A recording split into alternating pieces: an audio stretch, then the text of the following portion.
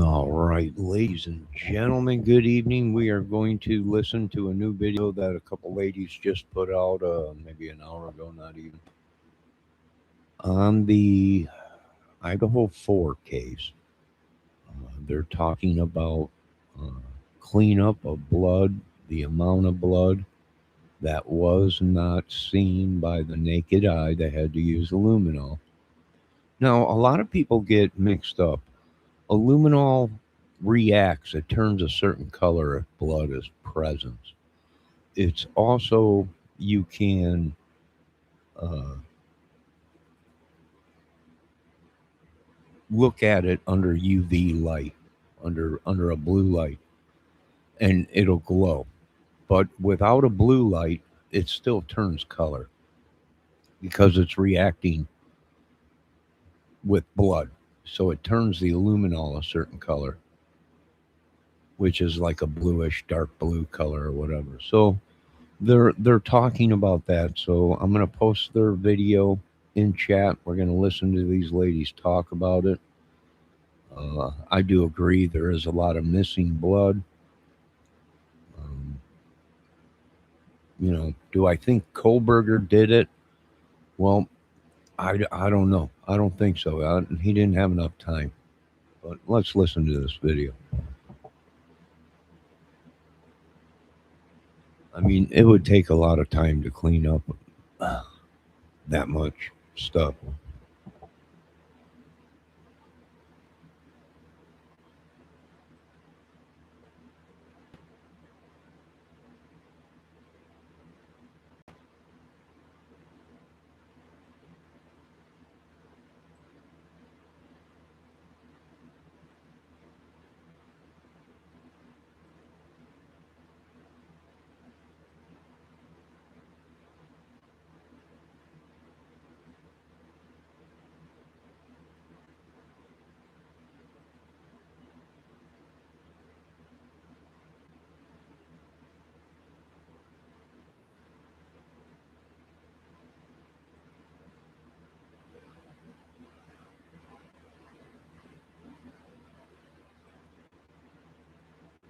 Take the next step in treating your moderate to severe ulcerative colitis with Entyvio, the only gut-focused treatment for UC that helps block inflammation in the gut and works right where you need it. Now is the time to talk with your doctor about the results you want, rapid response, and for many people, visible improvement.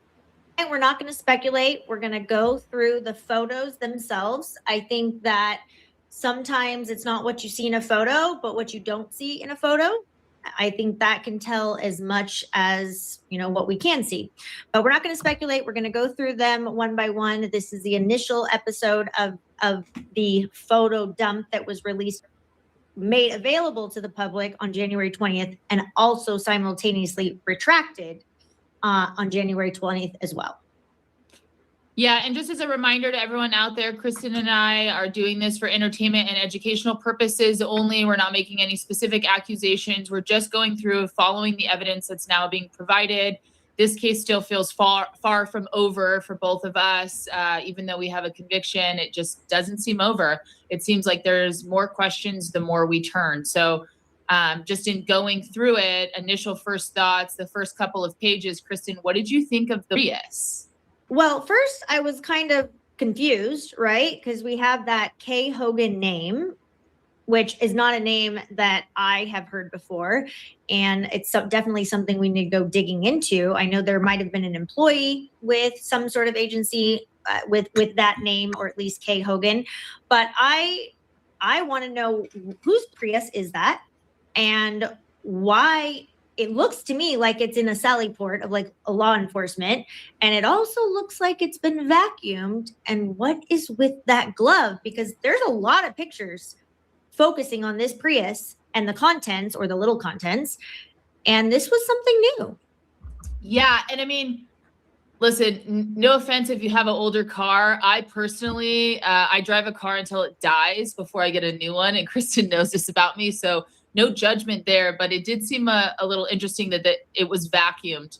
It didn't really seem like a car that would maybe regularly be vacuumed. I guess potentially if it's like a Uber Lyft, there was Uber and Lyft signs in the front of the vehicle. But it's interesting because we've heard so much in this case about the white Elantra, but not a lot about a Prius. So the fact that that was the first set of images released really caught my attention. And there was also some items in the car. So there is some information out there that this is quite possibly Eric Gower's car. Remember the private driver? This is allegedly the last person to see Maddie and Kaylee alive. He is the one that picked the girls up from the grub truck and dropped them off somewhere, allegedly near their home. And what I found to be interesting about that scenario is through the questioning that we've heard between law enforcement and Eric and how casual and conversational it was, don't you think it would have been interesting to know that they actually searched that car? That it was important enough for them to take that car into custody and actually search it? Yeah, and I think it kind of goes back to what you're saying is sometimes it's what you don't know. And it's concerning to me when there's a concerted narrative that's only providing certain facts and you're not getting other facts. And that sort of, I think, ties into All right. So these ladies are saying that the Uber driver dropped the two girls off somewhere near their house. Well, where? Who lived near their house? Why wouldn't they be dropped off at their house? No count. the general public or people who are hearing about this case to just solve it when they hear a couple of people say this is what exactly happened, because you're not getting someone say, hey, there was a couple of cars we were looking into. One, by the way, was a Prius and one was a white Elantra, or maybe it wasn't even a white Elantra. I don't know, because looking at those early morning cameras makes you kind of concerned that the coloring maybe is off there. But just not having all of that information, it seems like things are being omitted and just getting one single narrative. And the more evidence that comes out, the more it's really clear. Although we all knew it, it's really clear what's being cherry picked in a particular narrative. That's just my thought. And then looking in the car, I don't know why certain things are photographed in the car, but there's a single black glove. There's a black beanie. I don't know what to make of either of those things. What were your thoughts, Kristen? Yeah, the glove was interesting. It seemed, now on one hand, we're in Idaho, it snows, it's cold. It wouldn't be unreasonable or crazy that gloves were found in someone's car, you know, living in the snow. But the fact that there was only one was a little weird. And I agree with you. This didn't look like a car that was detailed on a regular basis or kept super clean. I mean, I look back at my college days and I think all of our cars were a mess. But I agree. And then the beanie, I don't know. They were focusing on something. Law enforcement was focusing on something because there were quite a few pictures related to that car and the contents. Yeah. So then the next set of photos we get into are from an outside vantage point of the house, and you see some footprints and you also see some blood on the exterior. What did you think about that, Kristen?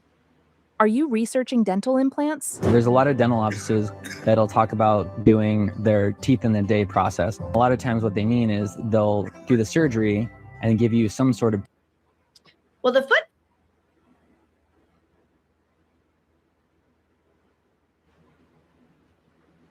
All right, hold on a minute. Hold on, Miss Fox. My question is, let me get a drink of water.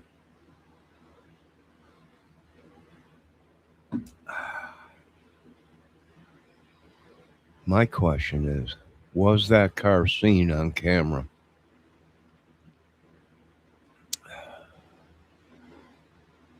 On the ringtone that picked up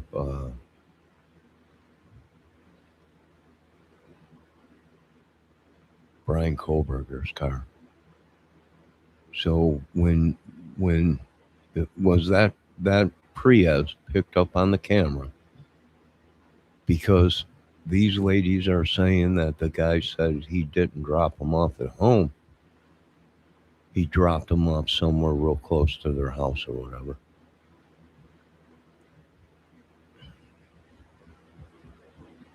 So I wonder if that car was picked up on camera dropping the girls off.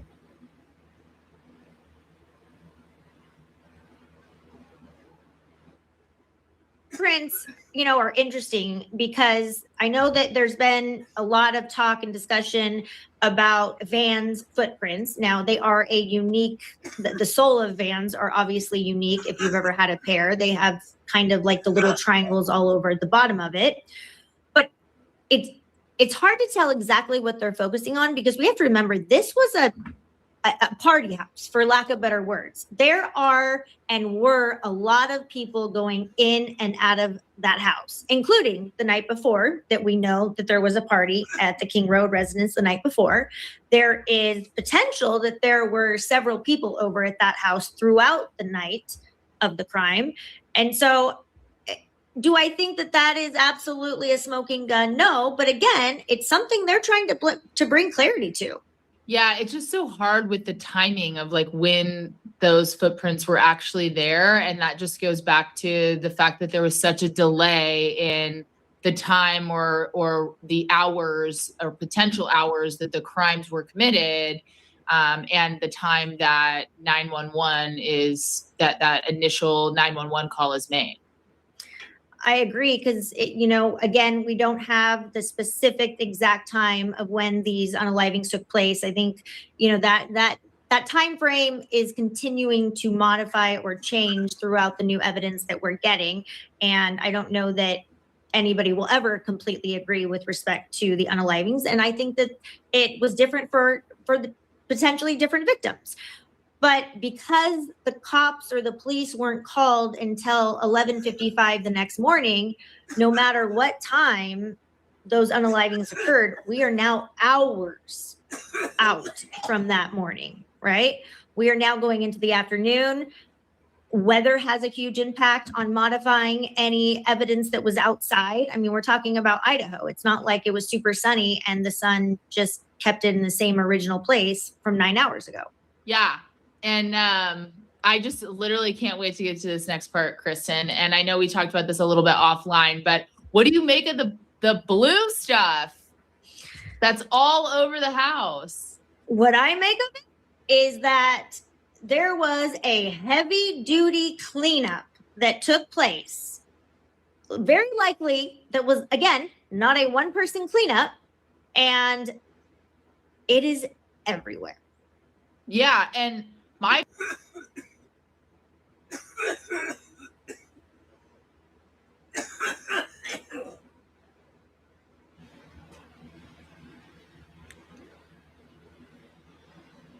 So somebody cleaned up. You see all that blue? That's where blood was.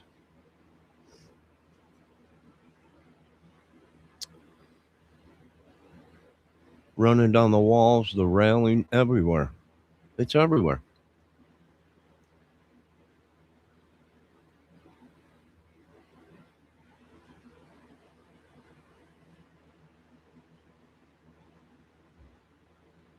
No, my question is, was he able to clean all that up in 10 minutes? Kel, what do you think, Debbie?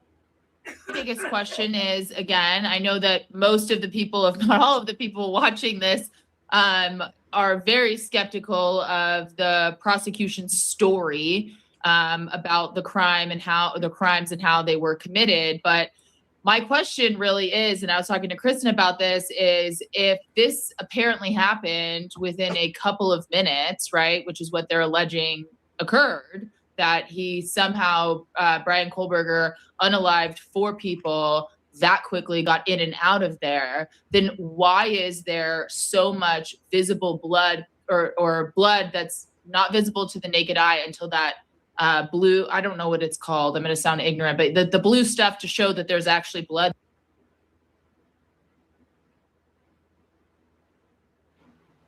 It's called luminol.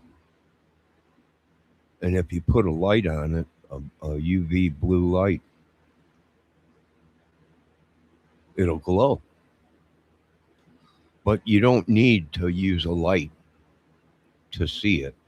Some luminols react to blood instantly. It just changes color. And it'll show.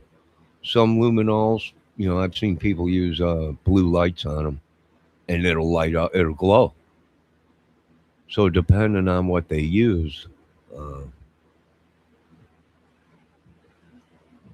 which is probably the stuff that mixes with iron, that you might not be able to see anything with a naked eye, but when you spray the aluminol on it, it turns a color, and it's a positive for blood.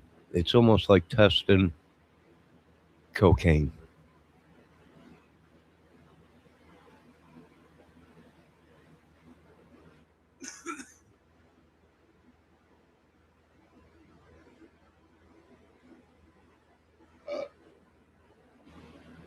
Well, my question is, there is no way he did this in 10 minutes. There is no way he went in there, did the murders, and then cleaned up in 10 minutes. If that's his car. What if it was that other white car that was parked in the driveway and they split and he was there the whole time? Cleaning up? I don't know, but here's the thing. He's going to clean up. That means the other 2 have to go. You got to kill them because you're going to be there for a long time cleaning all this blood up. There ain't no way you're going to clean that up in 10 minutes. There's no way. It smears. Where's all the rags and towels or whatever they use? Where's it at? What'd they do? Use a steam cleaner? Did they have a steam cleaner? She said he was carrying what looked like a vacuum. Was it a steam cleaner? A small portable steam cleaner? I mean, that would clean it, but it would also add water. And now you got it's just all over. This ain't something you clean up in 10 minutes. There's no way. Not with blood. It smears. You got to take new towels and use them because the blood soaks up in the towel. It would take hours to clean something like that up, probably. I mean, that's just unbelievable. No way. If anything, he was just the kill guy. And then the cleanup crew came in. But there's no way he sat there all this time. Not unless we're not getting the full story or someone's pulling a fast one and that other white car in the driveway left, whether it was one of the girls to go get help or whatever. And he sat there for, did you see all this blood everywhere? Hours. This ain't something you do in 10 minutes and you're done. Where's all the rags? What'd they do? Wash the clothes? I mean, 8 hours. Is it possible to clean this mess up in 8 hours? Yes. And do laundry? Yeah, maybe. But the other 2 that are left in the house have to go. Why? Because they're going to see you cleaning up. This ain't adding up. Did they leave? And he was there alone and he cleaned up. I don't know. And then they came back. I don't know. But the cameras would have picked that up. The cameras would have picked all that up. The same cameras that picked up Brian Kohlberger's car. Let's continue. Debbie Fox says maybe he came back for a cleanup with other girls that took 8-hour nap. I don't know. It would take hours. Hours.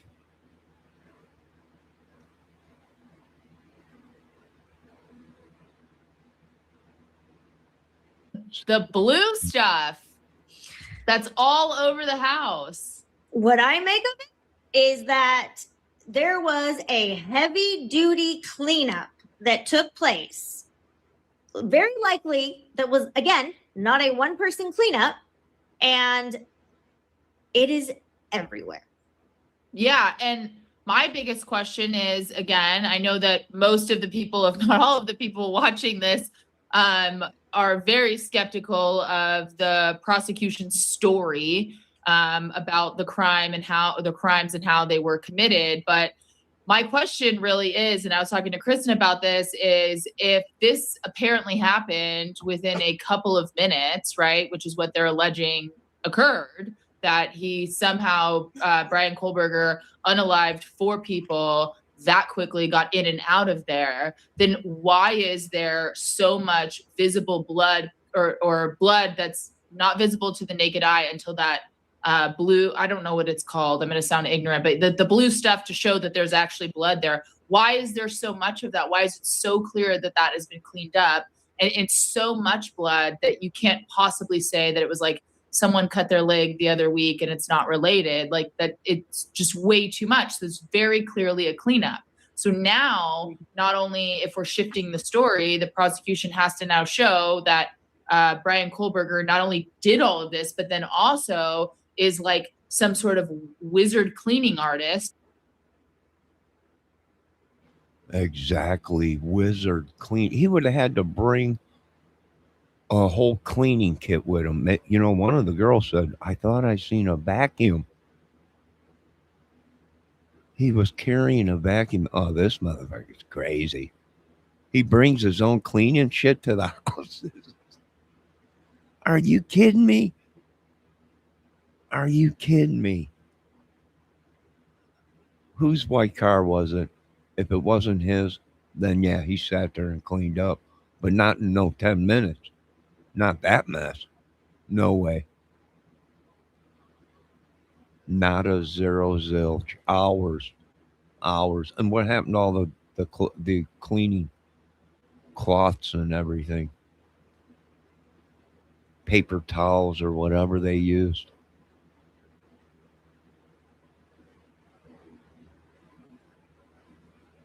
Hours worth of cleaning there.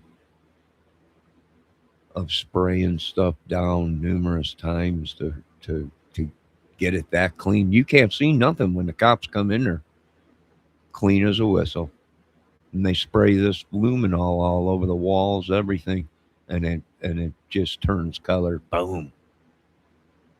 That was all blood somewhere along the line. Yeah, that's just crazy. Debbie says they were taking a nap. Well, I don't know. I don't know. How do they not hear people cleaning? Wiping down walls and running up and down the stairs. And 8 hours. Could someone do that? Yeah. Yeah, but then they'd have to get rid of the evidence. Where does that go? Did the murders occur earlier than what they think? Then yes, maybe it was Kohlberger at 4:20 leaving or whatever it was. Real fast and everything. Maybe with the evidence. Now, could this been done in 4 hours or something? Clean up, murder and clean up? I don't know. There was a lot of people there and you had all the stuff. Murders happened at 2 or so when the original call came in of some disturbance or something there. but then it was a false alarm or something. I don't know.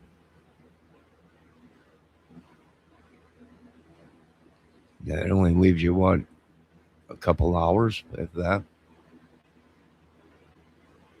Debbie Fox says, them girls know what is going on. Yeah, I think so, Debbie. She was not born, yes. I don't think I was either.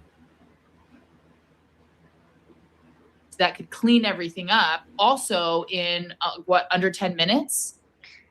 Yeah, and when you say that out loud, it was kind of funny when you and I were talking about this. You're 100% right, because in my opinion, I don't even think it was humanly possible for one person to do that in the time allotted or the time frame that we have been, force fed for years. But now we're talking about completely cleaning up an entire crime scene. Okay, you have the kitchen where there's a ton of that blue stuff. Okay, it's definitely in the rooms. It's going down the stairwell. It's on the banner.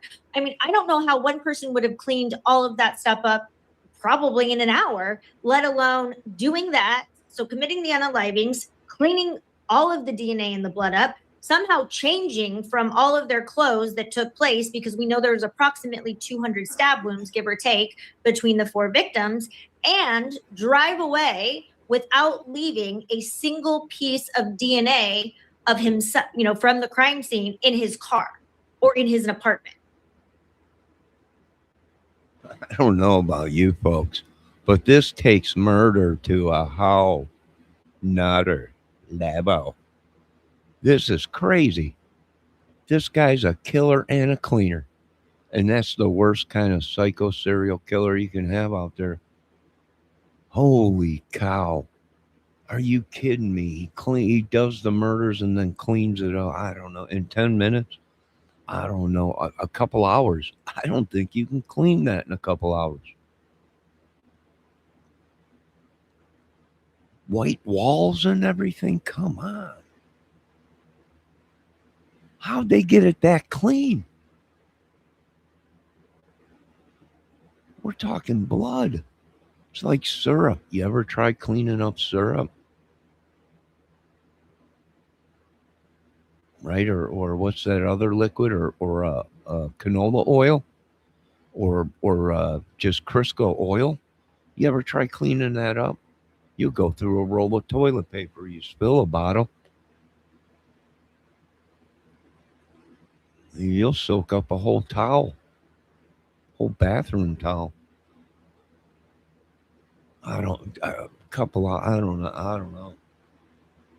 One guy, I don't know, does the murders and then cleans up afterwards. There's still 2 people alive in the house. Come on, this is too much. I'm going to say it, but don't be upset at me. Oh, great movie. This guy's a killer and a cleaner. This guy's been killing for so long. And there's been no trace or nothing. He's seen walking through houses with a vacuum and a mop bucket and a spray of bleach or whatever. This is crazy. Count, is it possible? Miss Debbie Fox, is it possible? I think they're hitting me with some kind of kinetic energy thing going right on my headphones, and sounds like my sound's cutting in and out. Debbie says, seriously, they can't put anything in this story already made, or maybe he cleaned naked in socks. Oh, there goes her mind wandering. There goes her mind wandering. So he's walking around naked. He does the murders naked. He's got shoes because there's prints coming in and prints coming out. Kel says, found. What? No, Kel. Dude, where'd you find that? I found mushroom prints. What? Gonads, right there. No one's seen the gonad sack in print in blood. Oh my God. I am not stoned yet. Oh, you're way past stoned. Come on now, folks. Really, let's get a grip here. Are you telling me this guy goes in, he kills these? Can I believe that he did this in 10 minutes? These four people. Yes. Why? Because it's so close. The rooms are so close to each other. Yes. Yeah, it's not like it's a giant house where they're all the way on the other end of the house. If you notice the layout of this house, it looks big, but everything is real close. You come out of Xana's and uh, Ethan's room, you walk out right into the front room, turn, and there's the stairway to go up to the girls' bedrooms. So it's very, very fast. He's not covering a lot of ground. Let me see what's going on. Wonder if he wore an apron. I don't know. I'd flip out if they did say. He came with a dustbuster and a mop and a bottle of bleach spray and where are the girls the whole times? If you're gonna sit there and clean, the other two girls you might as well get rid of the witnesses. You might as well break the door in and get them. You know they're in the house. They seen you. You seen them. The witness said you looked right in her eyes. You know you seen her. Now either this guy stayed on schedule or went over his scheduled time to be in the house and he walked out knowing there was two other people in the house, but he spent already too much time in the house killing Xana and Ethan. Or the other two first, whatever, and he was out of there. But now you're going to tell me he stuck around for 3, 4, maybe 8 hours cleaning up blood and everything? That's it. Somebody is in on it. At that point, if you're going to sit there and clean up, you might as well have got rid of the other two. If you're going to do it right. They're witnesses. But yet you're going to sit there in 8 hours and clean. Debbie Fox says he was naked cleaning in his socks. You're going to sit there for 4 hours, whatever. Don't tell me this. Within an hour, he had it cleaned up. There ain't no way an hour. Not blood. White walls and no way. No way. No. He's rubbing up against the wall, making mushroom prints. I mean, there's no way. No, I can see him going in being the kill guy. He goes in, within 10 minutes, he's out. If there was any kind of major cleanup, I'm sorry. Then he called the wolf after he was done, and they came in and cleaned, and the girls slept through everything.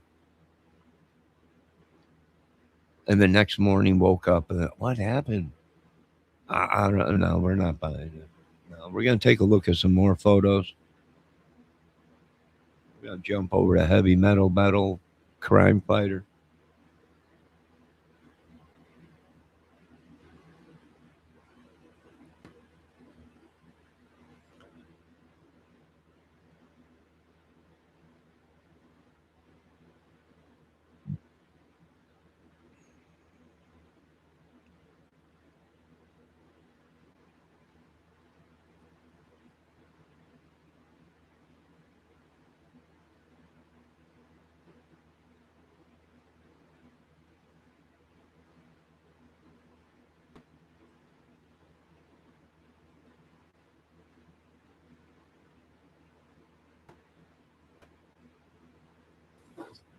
Let's see here. That tan towel looks like it dug fresh blood away from the wall.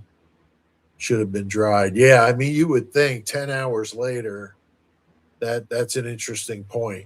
That's a very interesting point.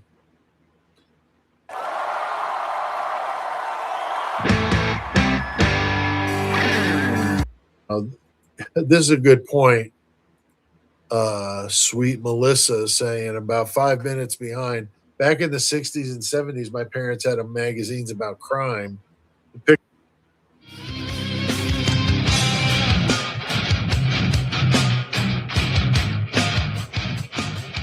Oh yeah, let's hoist those glasses high. Let's raise our fists, go on and scream out loud. I'm pretty far, but we're pretty far back here, but you could see, and I'm not sure if you could see this arrow. Let me know in the chat if you could see the arrow, my cursor as I'm moving it around. I don't remember if you could see that or not, but if so, that would be helpful to know if it does, if you could see it. But there is some spatter over here in the corner near where Ethan's head would have been. And then there's a little bit of spatter behind the bed. I've been doing this. Okay, this is the picture of the wall I was telling you about with the spatter. It gets less and less as you get near the light switch. You wouldn't see it this dark. So that's why I was saying earlier, I think they got lazy with cleaning and they were using the rags too much. Whatever they were using to clean it up with, it was dirty and it left stuff behind.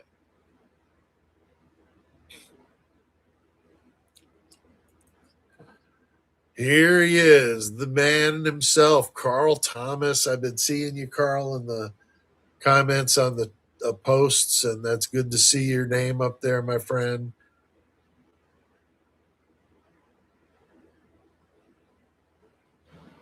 All right. So if you see there across the door inside the bedroom, you can see all that blue stuff and everything. Now, he's saying that's all blood. That's where blood was. The luminol is showing that there was blood there, but you couldn't see it with the naked eye.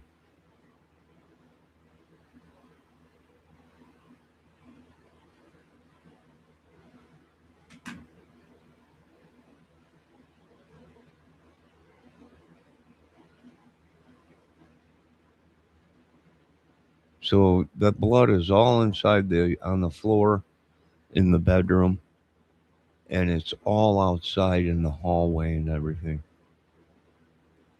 So that they're saying that was all cleaned up when the cops got there. You couldn't see that. Remember the cops going up the stairs? You don't see no blood. You remember the cops going up the railing to the bedroom? You don't see no blood. But when they spray the luminol, it lights up blue. There's all blood there. Somewhere there was blood.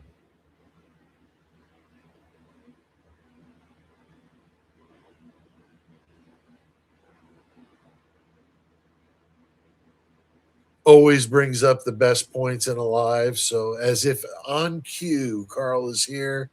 Kaylee's pulverized face indicates an extreme act of vengeance, hence DM's complicity luring Katie back from Rathdrum to Moscow that fateful weekend. Yeah, you and I are in lockstep, buddy. I agree 100%. Certainly that is what I would think. Either it was done, as you said, an act of vengeance. So either a scorned lover, we know who that would be, or it could be a situation with, like let's say she was the CI, because we heard the detectives talking outside, and Chief Lanier whispers one of the victims was a CI. So who was it? Now, let's say it was Kaylee. I'm not saying I know of anything. I'm just saying, what if it was? Then that maybe could have been like a retribution type thing, because of.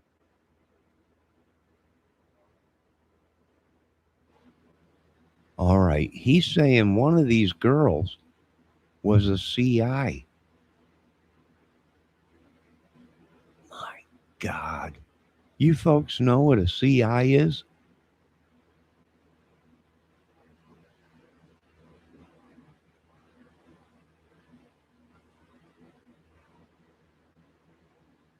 Debbie Fox, her she says her question is, why are the parents and law enforcement setting so strange to me? Chinese immigrants. No, not Chinese immigrants. I don't think so. I think he was dating some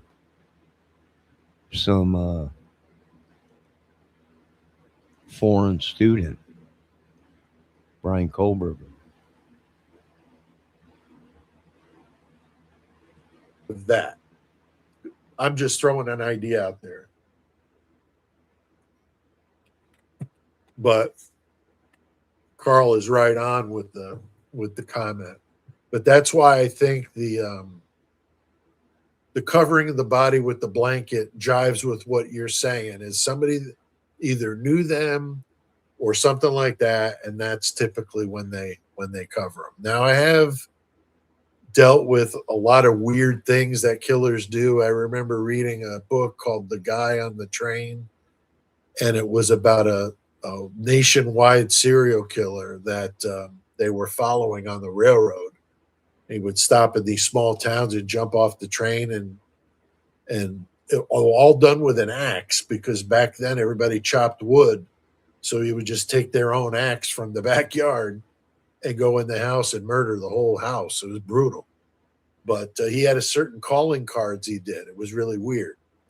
Like curtains, they threw stuff over the curtains and did something with the lamps. It was just really weird. So sometimes these people that do these crimes do things that just seem awfully odd, right?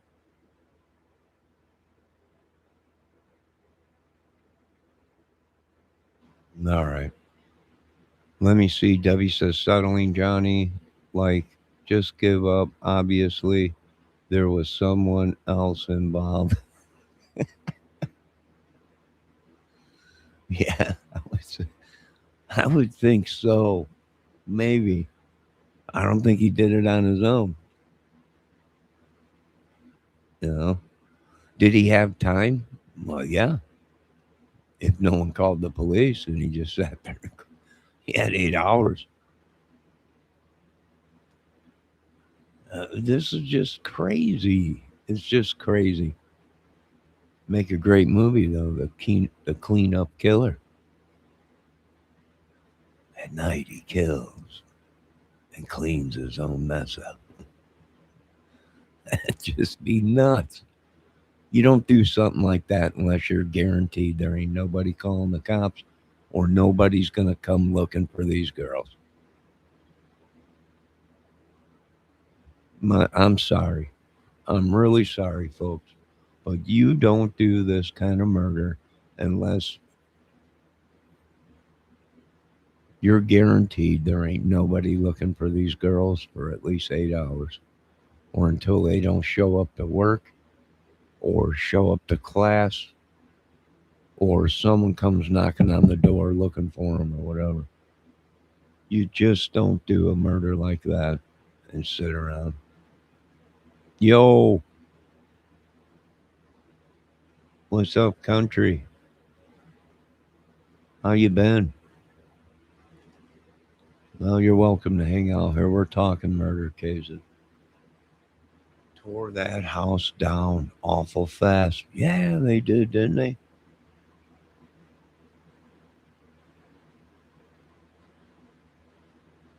Some say way too fast.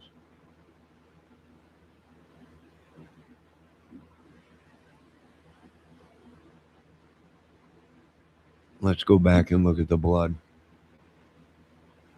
Come on, folks. Use your noggins. Are you telling me he was that crazy? Where he did the murders and stuck around and did the cleaning?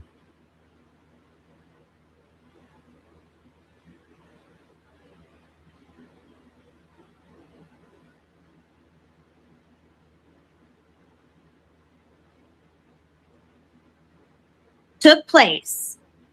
Very likely that was, again, not a one person cleanup, and it is everywhere.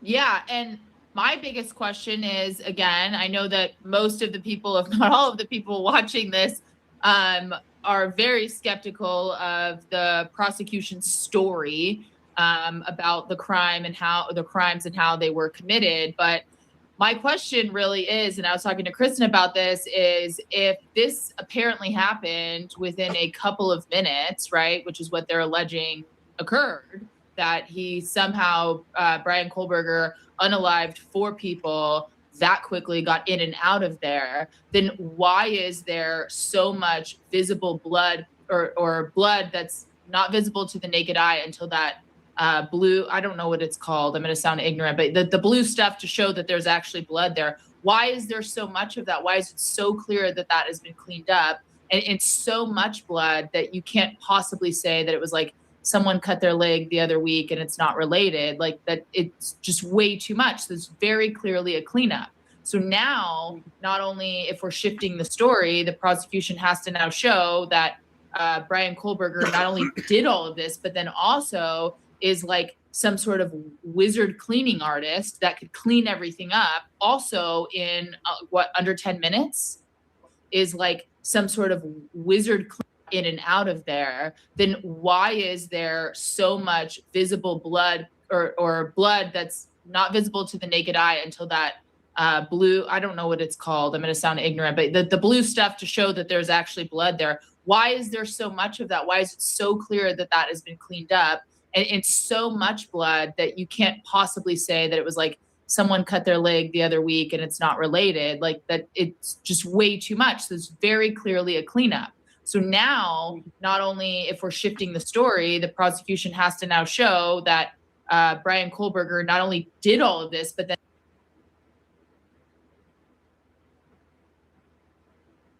blue, I don't know what it's called, I'm going to sound ignorant, but the blue stuff to show that there's actually blood there. Why is there so much of that? Why is it so clear that that has been cleaned up? And it's so much blood that you can't possibly say that it was like someone cut their leg the other week and it's not related, like that. It's just way too much. There's very clearly a cleanup.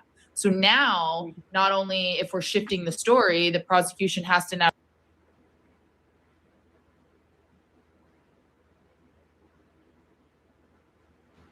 Look at the railing. Wherever there's blue, that indicates there's blood. They must have ran down the railing holding the bloody towels or whatever. Where's the washer and dryer in this house? Was it in the basement? Was it by the front door in that utility room or whatever? Where was the washer and dryer in the house? Does anybody know? Jeez. Explain that. How you walk? We seen the body camera of the police walking through the house. We seen that railing. We didn't see no blood.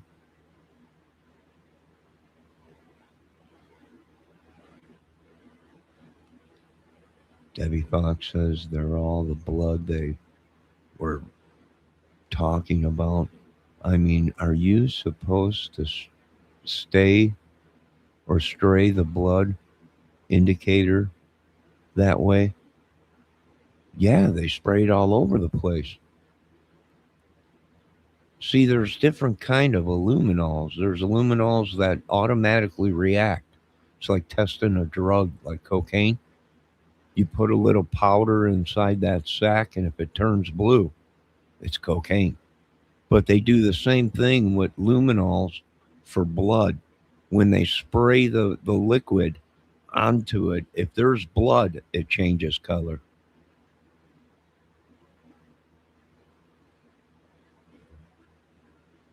It changes color because it reacts with the iron in the blood.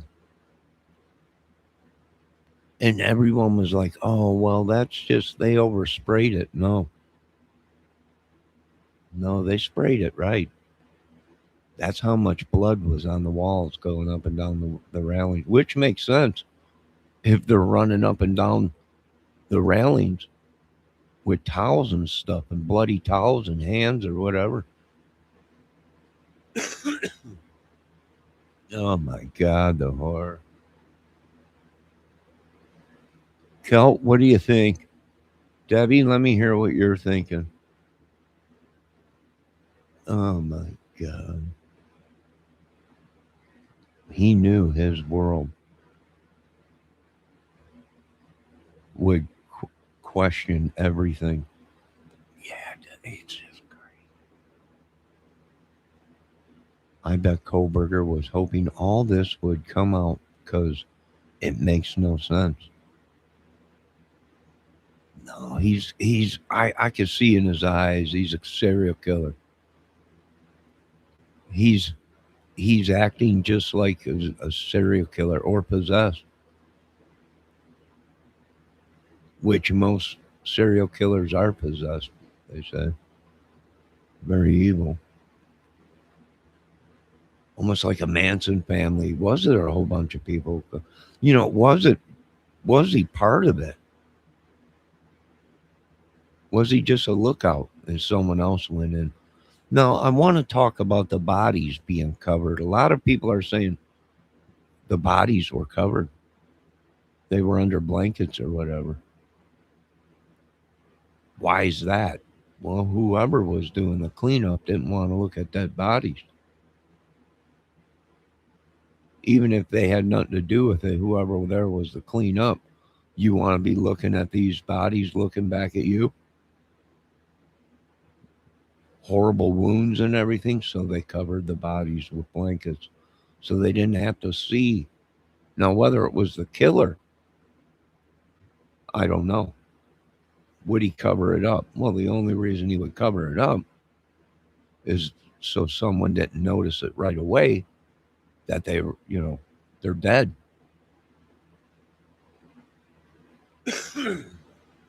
Or if it was somebody that was affectionate with the girls, covered the bodies as they cleaned. But it would be crazy for the same person to do the murders and then clean the whole thing up. Why there's still two people alive in the house. It'd be crazy. He arranged them, remember? Oh, the bodies, yeah. Yeah.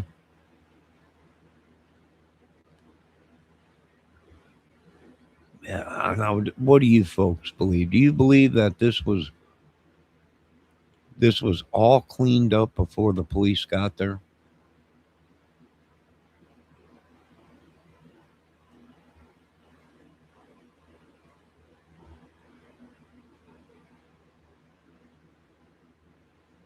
Oh, just horrible.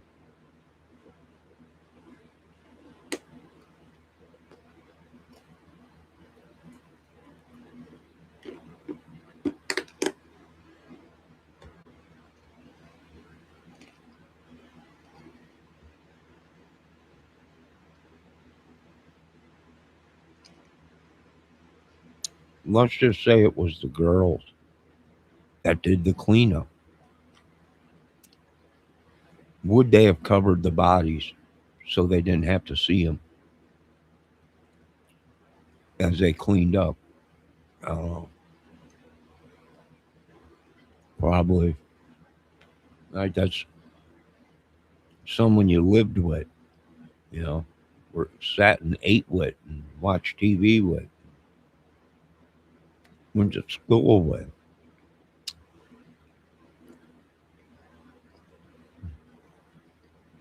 But why would they clean it up?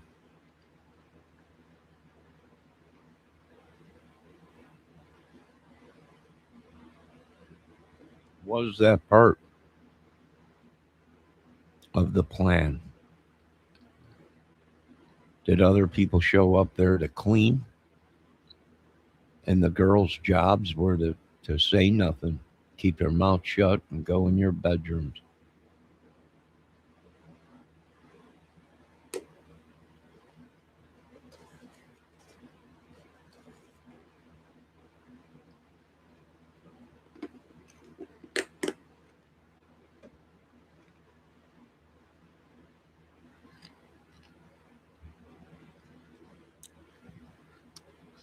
So, Cal, are you telling me you think Kohlberger did this?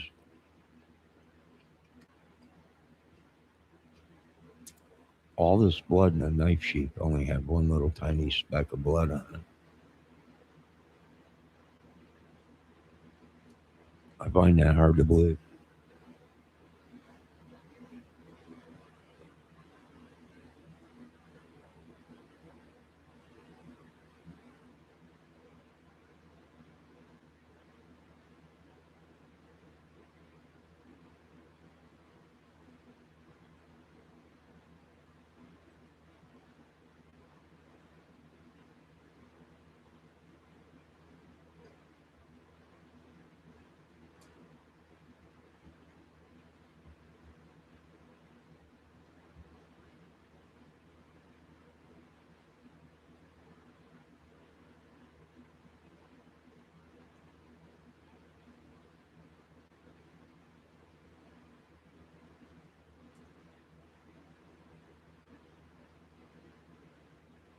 All right, there's the piece of paper that's in the backyard, and it's got two specks on it there, two blood specks. So we know when he walked out of there, something was dripping, something. Maybe it was off his clothes, the knife, whatever. I do believe if they would have brought in dogs, they might have tracked actually. Hey, he jumped the fence there, and he walked up to the parking lot up there, and then we got tire tracks, and that's it. He's gone. Well, let's check the cameras. Boom. Well, there's somebody pulled out of there, or the dogs might have tracked it somewhere else in the neighborhood, and they would have said, "We got a blood scent here.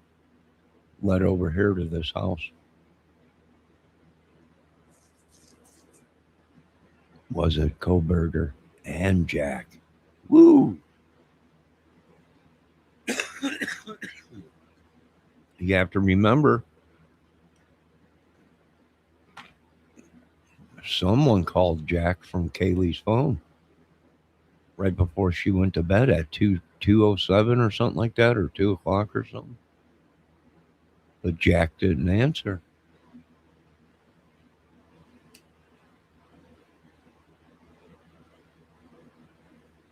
Or maybe it was like 2:30 or so.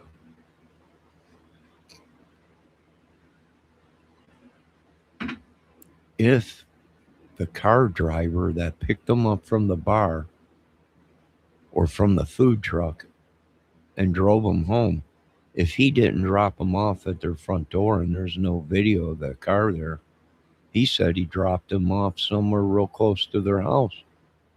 Well, who lived around there that they would get dropped off at their house?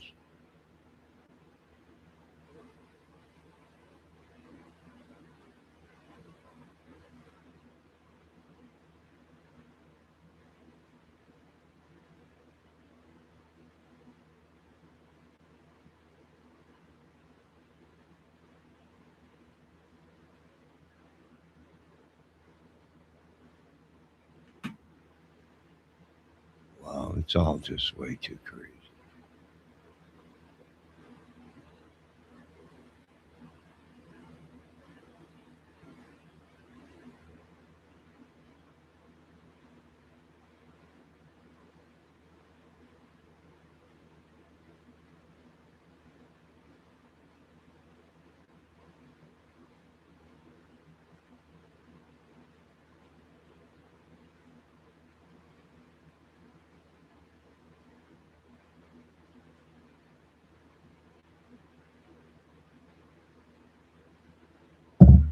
Oh, this guy's live, so I can't show it, can I, Debbie?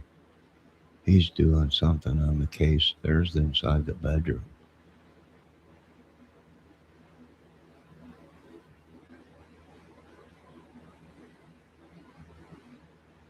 Now, folks, let's see if we can switch over. Debbie, you guys want to talk about Ernie Shell? Did you see all that stuff? Whoa, two crime scenes. This was just released 3 hours ago. Two killers. Oh, Come on now, 2 killers.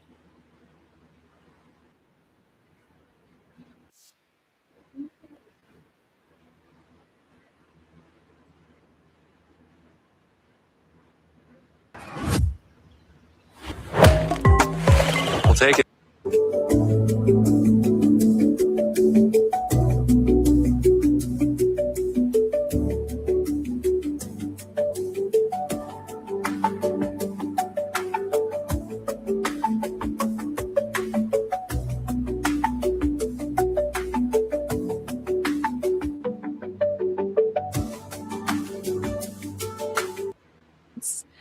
And then Paulette Sutton was the blood spatter expert, kind of crime scene reconstruction person who was going to testify for the prosecution in this case.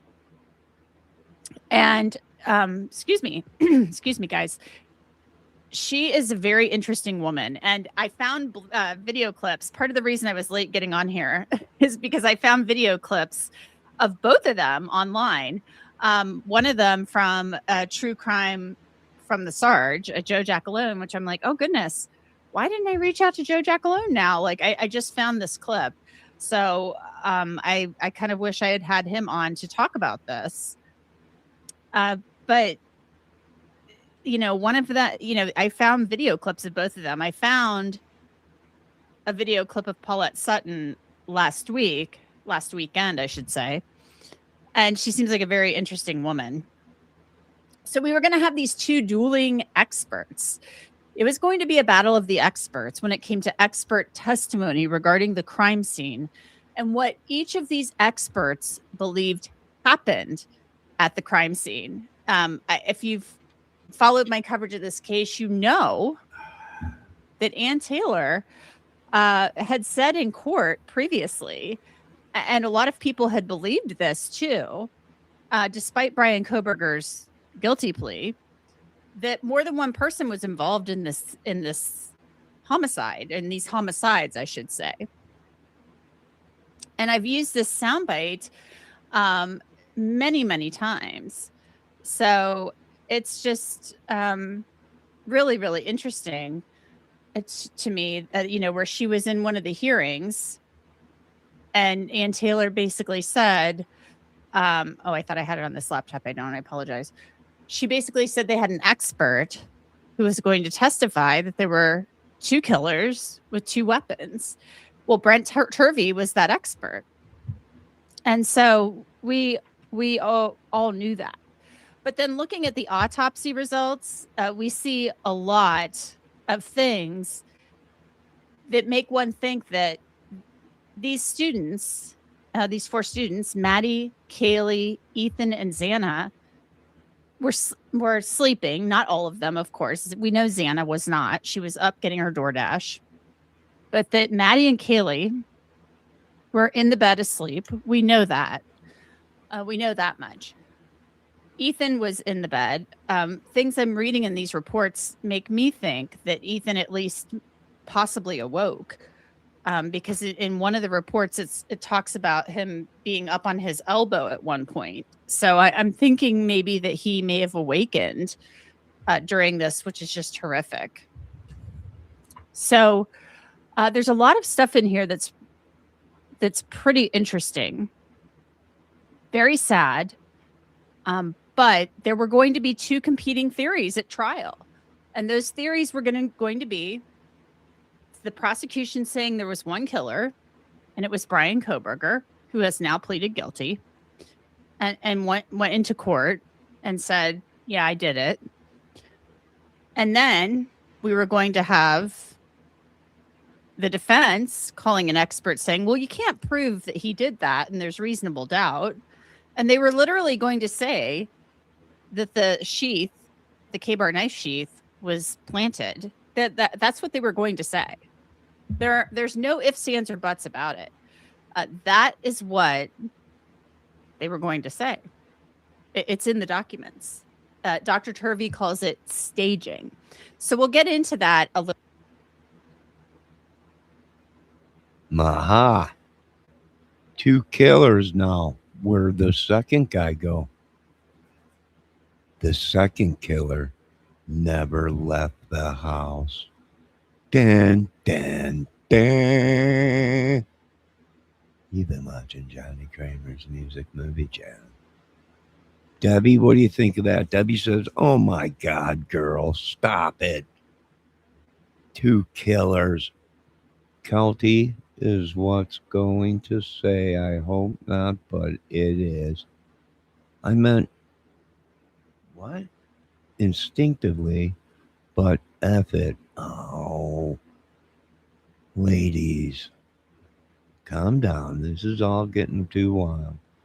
2 killers. Kel, your opinion. Do you think there was 2 killers? Miss Debbie Fox, what's your opinion?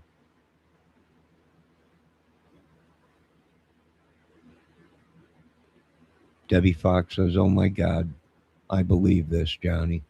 Miss Kel, we'd like to know what you think of this situation. Debbie Fox is saying, Johnny, look at that the Pope bobblehead behind her. Yeah. Are you sure it's the Pope? Not sure. Ask Jerry Holman.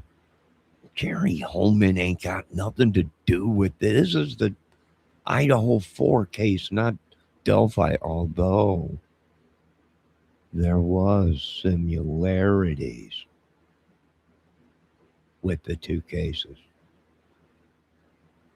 And that was lack of testing in certain areas. Now let's get back to what we're saying in chat here. Celt says pointed. What? Celt pointed it out. Celt's got problems. We know that. We know. Hold on a minute, folks.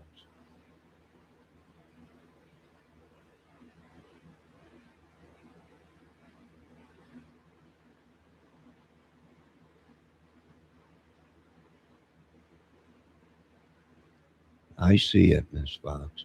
Now, where were we? Celt, your question or your answer. Do you think possibly it was 2 killers and the second killer never left the house? Dan, dan, dan. Johnny, look in your messages. I look, Debbie. It's a Pope bobblehead. It's fine. She's safe. I don't think she's going to get hurt by the Pope bobblehead.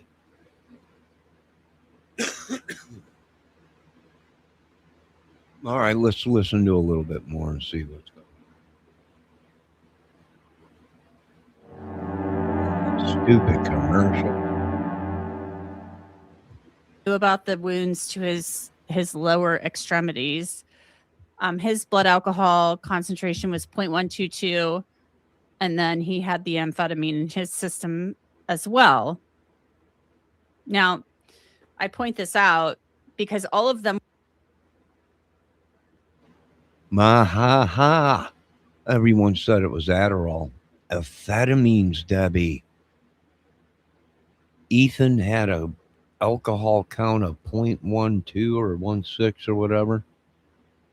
And also amphetamines in his blood.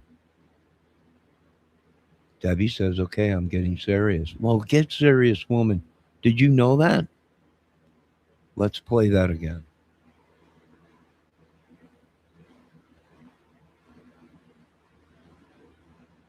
I don't know what that means. I can't translate that for you, but we had kind of known that she and Ethan maybe recreationally had used amphetamine. Ethan also had injuries to his scalp, face, and neck. We knew about the wounds to his lower extremities. His blood alcohol concentration was 0.122, and then he had the amphetamine in his system as well. Now, I point this out.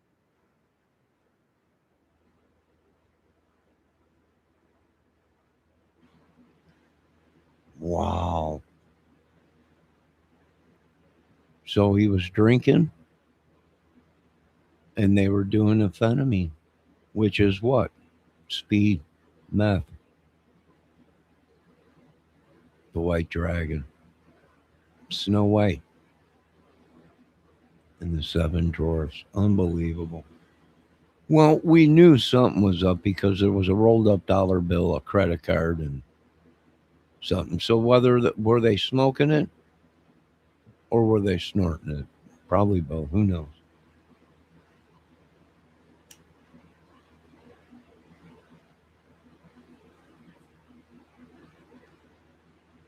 Wow, UPS and downs. I don't know. Ups and downs, maybe. I don't know. I don't know what UPS had to do with it, but maybe they were shipping drugs to them. Who knows? But good idea, Kel. Those kids just needed to grow the duck up and stop with the drugs and alcohol. Well, they're college kids. That's what they do. You know, that's what they do. Some never leave college. I think there's one guy that's been there for 56 years. Never left. It's unbelievable. It's been for 50 something years. It's been a party.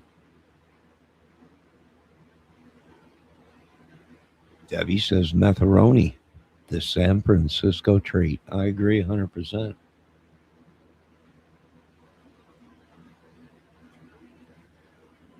Probably.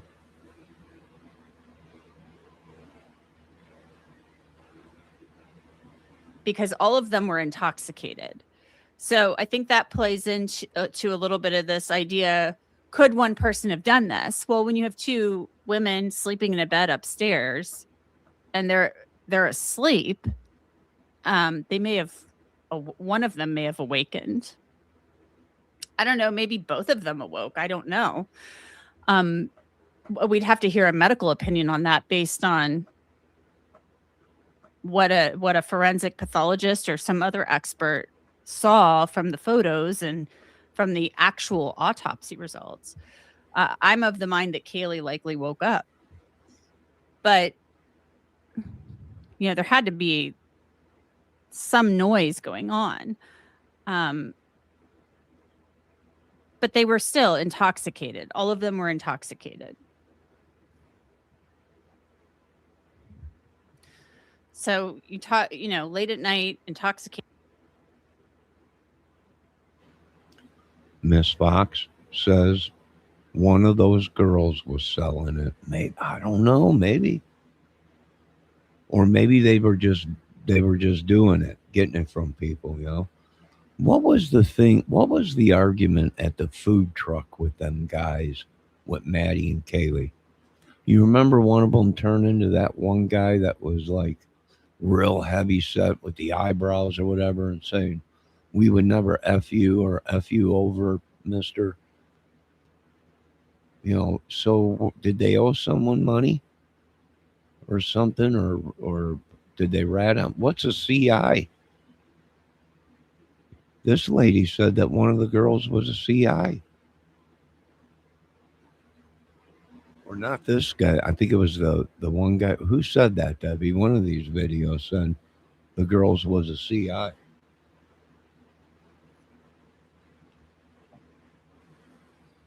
And what is a CI? Do you guys know? Debbie said it's a Chinese immigrant. Sweet Jesus, this woman. For the love of God, it's a confidential informant.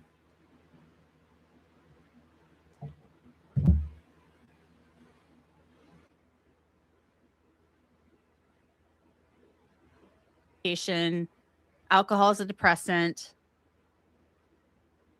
Camera crew, gentlemen. All right. Glad you could be here. There's been a lot written and a lot said, but never from my side of the story. Don't be afraid to play. Just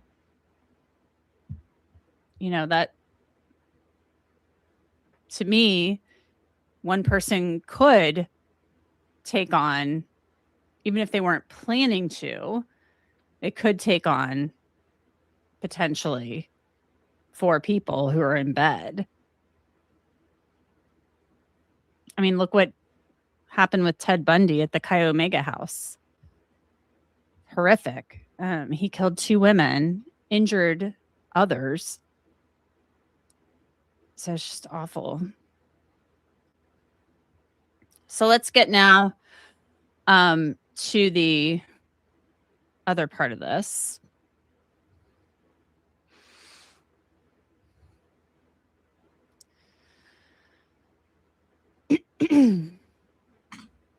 Sorry, guys, I forgot my water tonight.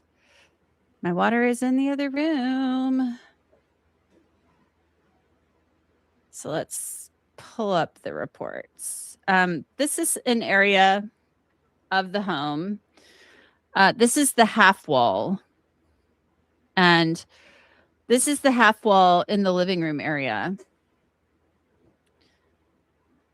If you look over the half wall, that's the stairwell leading down to the front door. So the front door of 1122 King Road. And there are blood stains. We're learning from these reports that there were blood stains belonging to, I believe, Kaylee and Maddie. Even though Paulette Sutton says in her opinion that there's no evidence that either one of them were ever out of the bed after they were injured. There is, she said, cast off. And that's material from a moving object, which would be the knife, on this area. And there was some also belonging to Ethan on this half wall as well. I'm not going to point to this immediately and say it was stain E, but I read that the other day. So there are other areas of cast off. It says, there is no physical evidence to indicate that Ms. Gonsalves, Ms. Mogan, Ms. Kernodle, or Mr. Chapin were in the location after sustaining their injuries. So this is all, in her opinion, cast off.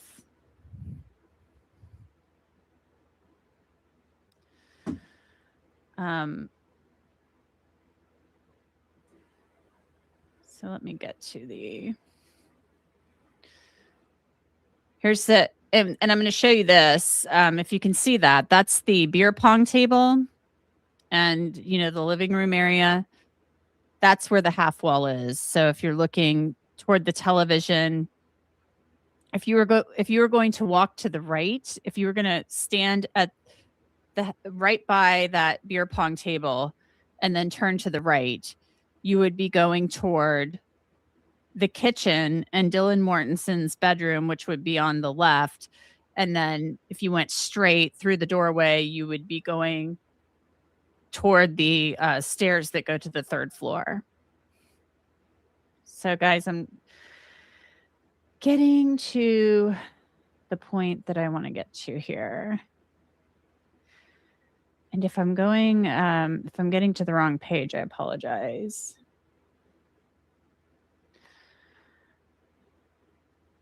Okay. So they go, Paulette Sutton went through every room in this place. Okay.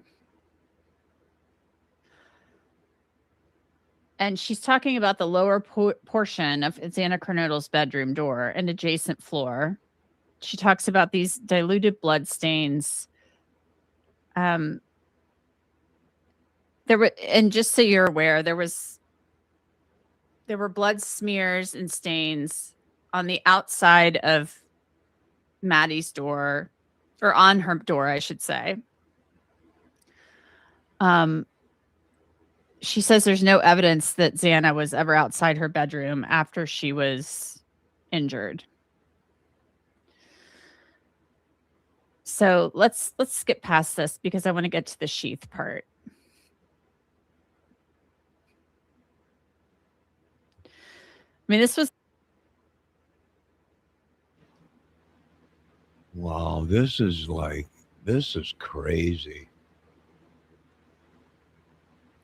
This is just crazy. So they're saying that there was a cleanup,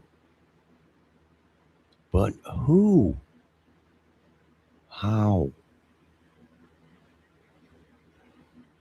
Uh, How hard is it to find a female yetter that doesn't have vocal fry? What? What is wrong? Are you ladies stoned tonight? I think they're both stoned. She was a plug. What? No, it was proven that text she was selling that white stuff. Well, I don't know. Well, there's the answer. Koberger was a hitman for a drug cartel.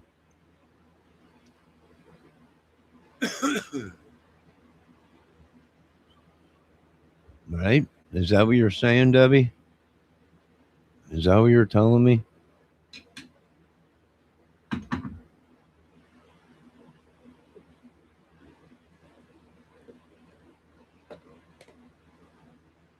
Is that what I'm hearing from you?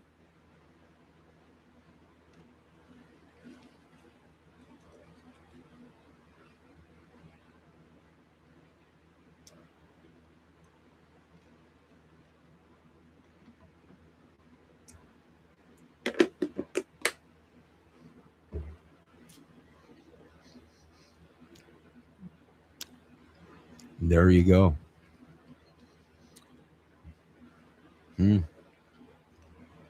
Very interesting.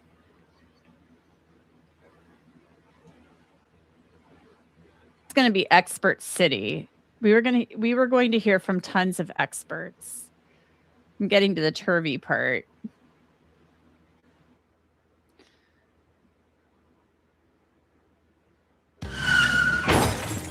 If you've been in an auto accident, you have a choice on where to get your vehicle fixed. Choose Bill's Collision and...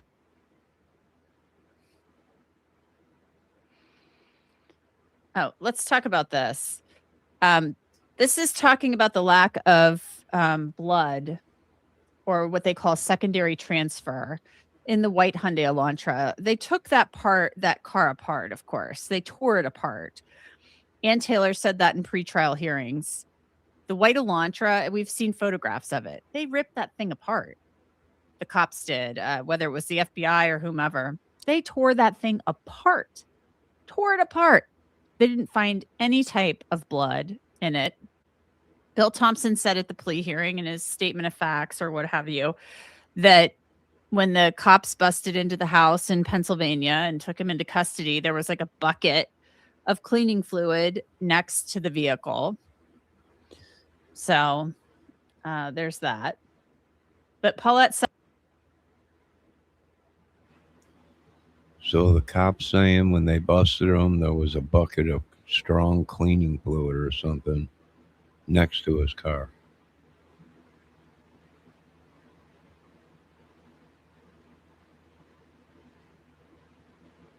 Maybe, Debbie.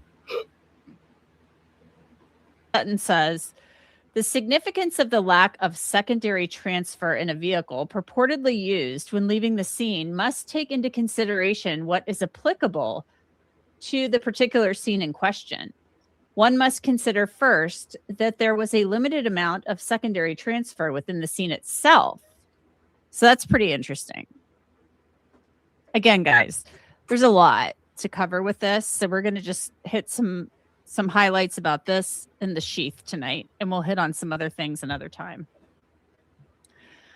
So she's saying there's a lack of secondary transfer all over the crime scene, and she's a blood spatter expert. One must consider first, I already read that there was a limited amount of secondary transfer within the scene itself, which is attributable to someone other than Mogan, Gonsalves, Kernodle, or Chapin. Secondly, one must consider how much, if any, wet blood would still be exposed when the secondary contact was made. An assailant can easily remove protective clothing and shoe covers or place unstained coverings over stained clothing or shoes before they contact their vehicle or residence. That's pretty interesting. Wow. So they had the expert come in and they just tore everything apart, and they're like, "Oh yeah, he could have did this easily." You have to remember he might have access to special chemicals to clean up blood spills, whatever. If he was in college or school or whatever he was doing, work or whatever as a criminologist, they might have special chemicals that they use in their labs and for teaching or whatever after they teach something or show something. Um, that cleans it all up. Maybe he had access to that. We know he had access to the probably booties and the rubber gloves and everything. So, yeah, that's pretty crazy. Debbie Fox says, I mean, none of this makes sense. And why did they let him go so fast? No wonder why he said, did they have anyone else yet? Yeah. Yeah, when they busted him, he asked, has anyone else been arrested?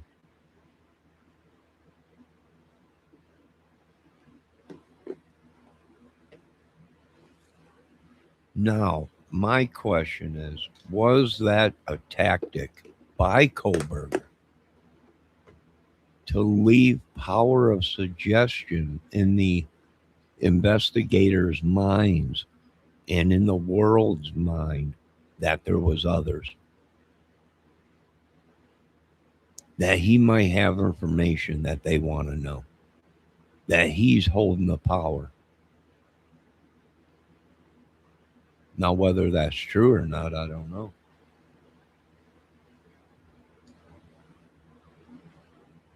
Do you know what I mean, Miss Fox? He might have said that just to make investigators think there was other people and it wasn't him.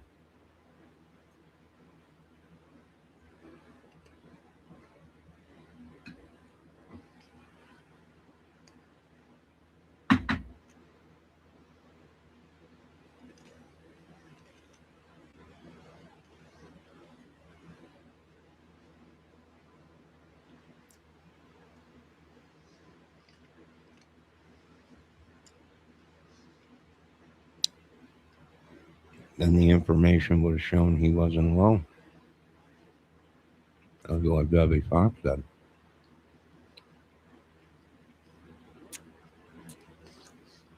Yeah, he wants to hold all the power.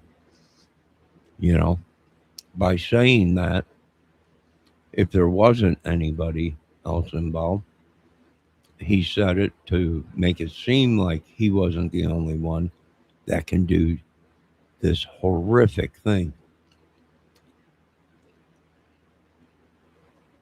Or he was telling the truth. And there was other people involved.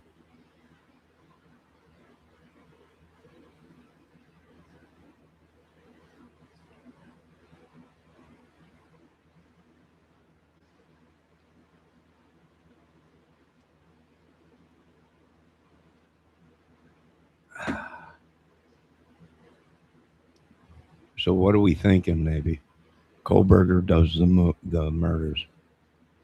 He splits. He calls somebody. There was no one saying as the murders were going on, they were there to help them. It was the person that Kohlberger called or whoever the girls called to get them help to clean the mess up.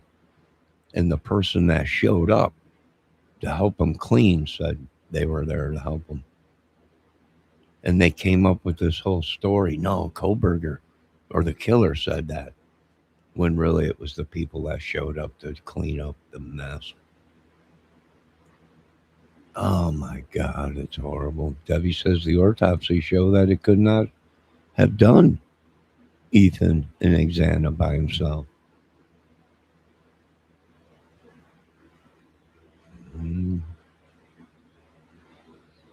Well, they said they thought there was two weapons, but then they relooked at it and said, well, it might have been the butt of his knife that caused the other wounds. Excuse me.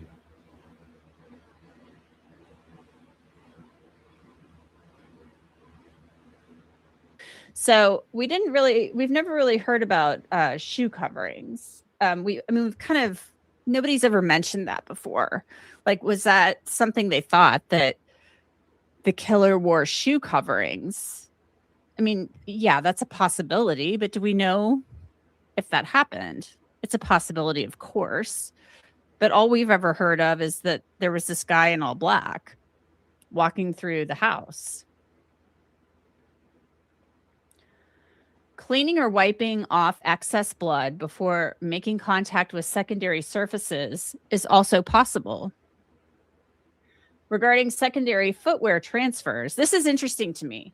I'm not going to put the pictures up, but I've seen the photographs inside the bedroom of Xana. And there's a great deal of blood on the floor. If that blood was there, if it happened to get there after the event or during or what have you, but there are no bloody footprints going from the bedroom to the hall and out. There just aren't. There's no bloody footprints. So that makes me wonder, in this fight, in this struggle that took place in the bedroom, obviously what was on the floor may have happened, that may have gathered after all of the fighting was done. I'm trying to be delicate here. I mean, these are people's kids and siblings. It's just awful.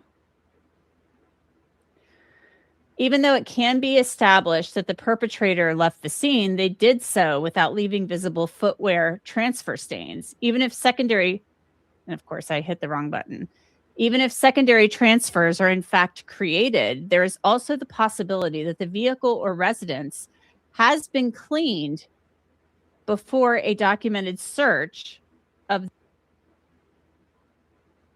Aha. So even if he had booties on, shoe covers, it still would have left a bloody footprint. And I agree with that. You wouldn't see any kind of tread or impression of the bottom of the shoe. What you would see is just, it looks like somebody stepped with cloth, like somebody was stepping with a t-shirt. It'd have texture and stuff. You wouldn't see a shoe imprint. You'd see the shape of a shoe, of a foot, but you wouldn't see what brand it was by the imprint that the shoe left. And there's no bloody footprints coming out anywhere. Are you telling all this happened? He didn't get any blood or step in any blood as this was all happening, or staging the bodies. He didn't step in any blood. Kind of hard to believe. But yet, when the police show up there, there's no blood anywhere that they can see with the naked eye. By just looking at the floor, they could not see any signs of blood.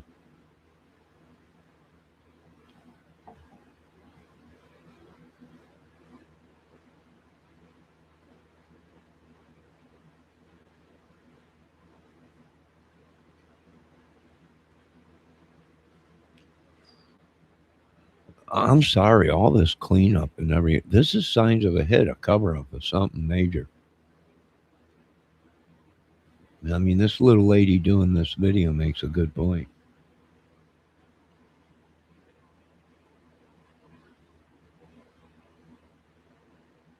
It was 8 hours to come back in. Yeah. Yeah, Debbie.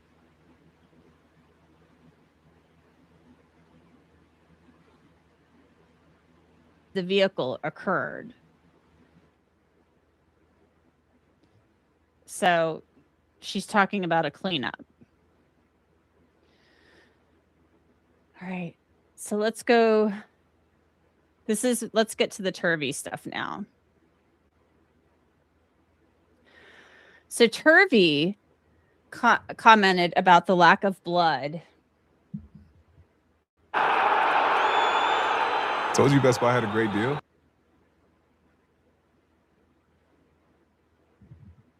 In the vehicle. Despite an extensive and exhaustive forensic examination of the defendant's vehicle for bloody clothing, blood transfer, and other evidence related to these crimes, down to the metal, none was found. This has essentially excluded the defendant's vehicle as being related to the commission of these crimes. He's saying they literally stripped this car down to the metal. This vehicle couldn't have been involved. That's what Turvey was going to testify to. The failure to be absolutely clear and forthcoming about this evidence or evident fact would be evidence of bias. So Turvey was going to say this investigation was biased, and that not admitting that this vehicle was like spotless and there was nothing found related to this heinous crime in there shows that they zeroed in on one piece of evidence, the sheath, and then he was going to say they didn't look at anything else. And then the sheath was planted. It was staged. That was his word. And so then they see this sheath and that's all they focus on. And then they find a white car and they just, we don't know how that sheath got that. I'm assuming Ann Taylor was going to stand up in opening statements and say, we don't know how. Yeah, he bought a K-bar knife. They couldn't dispute that. Yeah, he bought one of those things, but we don't know how he got there. And even his sister, Brian Koberger's sister, Mel, in the New York Times article said that she called Brian after these homicides because she knew he would go out and run at night and he often left his doors unlocked. Okay, I think that's what she said in the New York Times. So was the defense going to be, well, he leaves his doors unlocked and stuff. And so anybody could have broken in and taken his sheath and his knife. Well, they were going to say Koberger was set up. He was out jogging. And as he was out jogging, someone broke in and took the sheath and planted it there. Is it possible? Yeah, if you don't lock your doors and someone don't like you, idiot. Yeah. Yeah. Why would you even leave your house and leave your doors unlocked? What is wrong with this country? Then again, that it makes perfect sense why our body counts and deaths are so high in America. You leave your doors open. Can you set somebody up? Yeah, if you leave your doors open, they can come in and get your gun, kill somebody, and put it back. Then you're the murderer now. Yeah. Yeah, if you're an idiot and you leave your doors open when you leave, I'm going on vacation. I think I'll leave my doors open, or I'm going out for a couple hours. Because these people live in a fantasy world that nothing ever bad happens. Now, could somebody have done that? Well, a jealous boyfriend, yeah. If Koberger was pissing off some guy or something, the guy was scoping out Koberger, seen an opportunity, Koberger left to go jogging. The guy tried to open his door and the door was open. Yeah. Grabbed the murder weapon and went to the house and did all that and then left the knife. Well, now Koberger's the murderer. But it's Koberger's own fault for pleading guilty. If it comes out to be that, it's his own fault for pleading guilty to something he didn't do. And it's his own fault for not running his mouth or at least telling these people or taking it to trial saying, I didn't do this. I left my door open and someone stole it.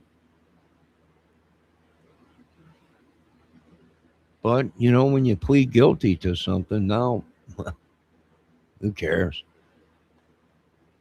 Right? You pleaded guilty.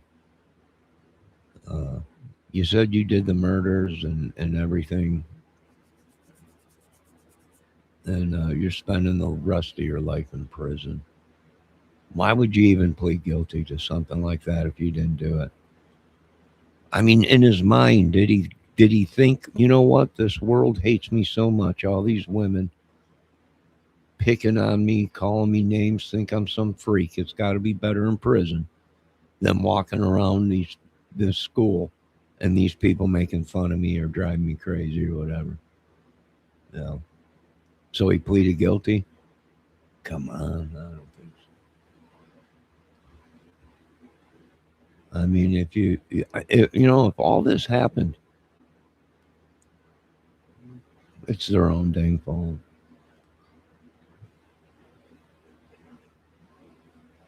Leaving your doors open and then people go, well, was there a forced entry? No, doors were open. Yeah. Yeah. Lock your doors, people, and your windows.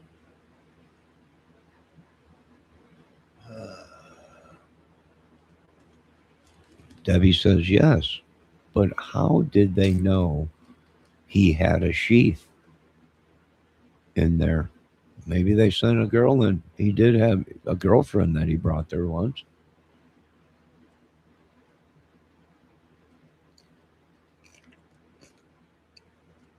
Maybe they were hacking his phone and knew he bought a knife. Maybe he borrowed it to somebody.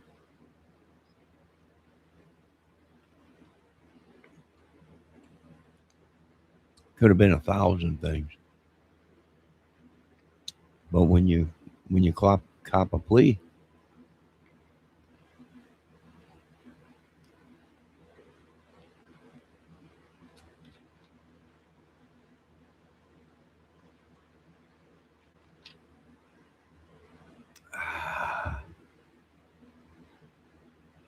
Debbie says that's so far fetched. Is it really, Debbie? When you people leave your doors open, nothing is far fetched.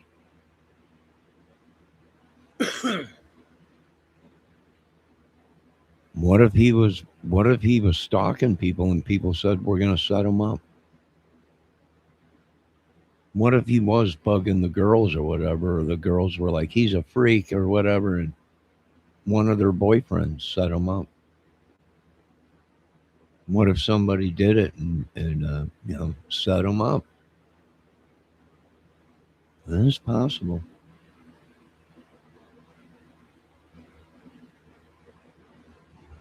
Debbie says, I believe he was one of them. Yeah, well, I believe you might be right.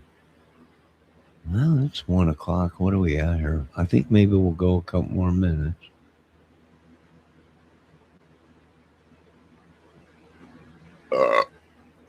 Or maybe till maybe we'll go even 2 hours, which is like 10 minutes.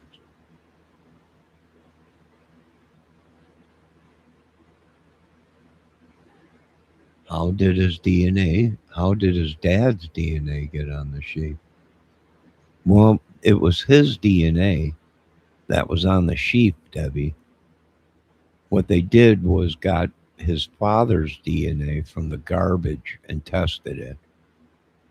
And then they tested it with the sheath. And they said that whoever DNA was on the sheath was a son, a child of the father.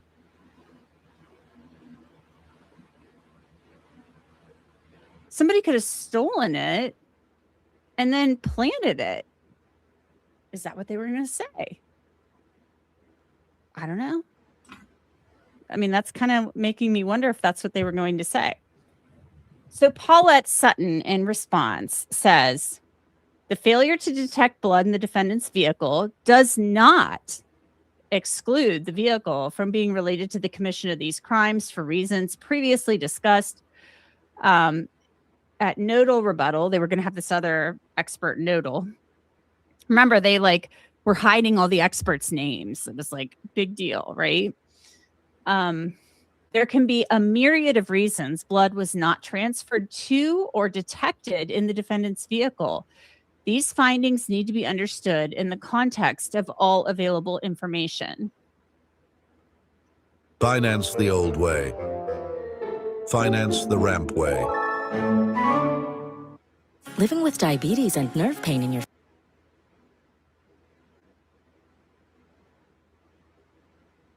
Okay, so then Turvey talks about he comments on the lack of blood on the sliding door.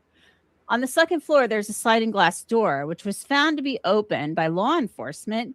It has been inferred that this location where the suspect, or he says S, or parentheses S, suspect or suspects, because he's saying it's two killers, may have entered or at least exited.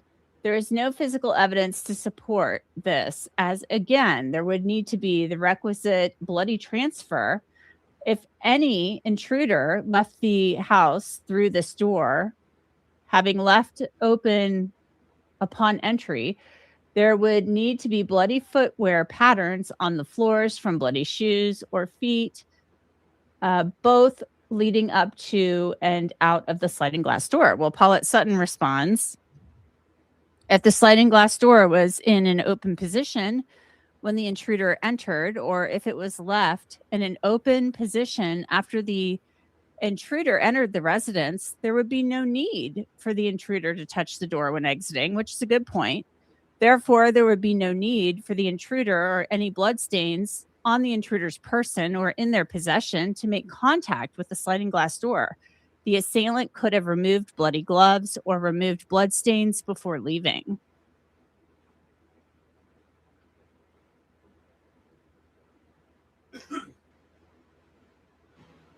Well, I'm sorry, but this little lady has a good point. Koberger goes in. Right? He goes in. He opens the door. He leaves it open. He leaves it open.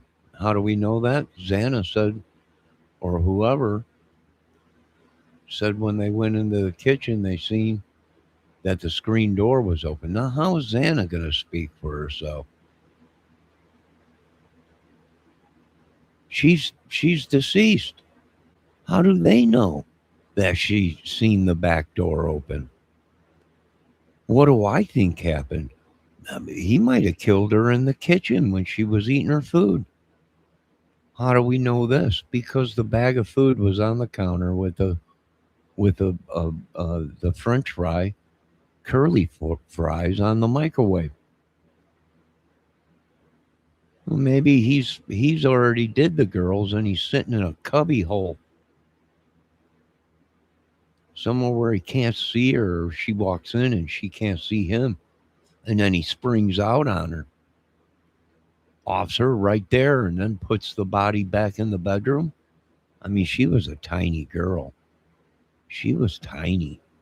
He probably could have picked her right up and put her right back in the bedroom.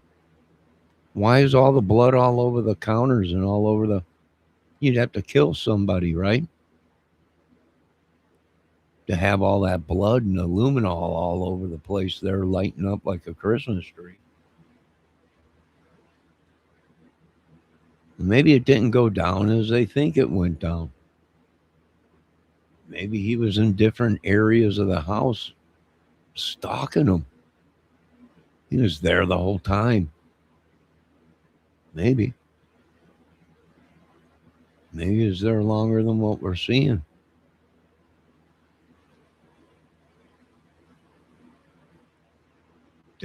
Debbie Fox says, I don't believe they stole that sheath from his apartment. No, it's probably highly unlikely, Miss Fox, but it's plausible. It's possible. It's very possible for something like that to happen. If you leave your dang doors open, you piss enough people off. If they're not poisoning you, they're taking DNA so they can plant something or plant something in your house or whatever. Maybe even a bug, a camera, so they can watch you or listen to you. Yeah. I find it highly unlikely, though, that someone stole it.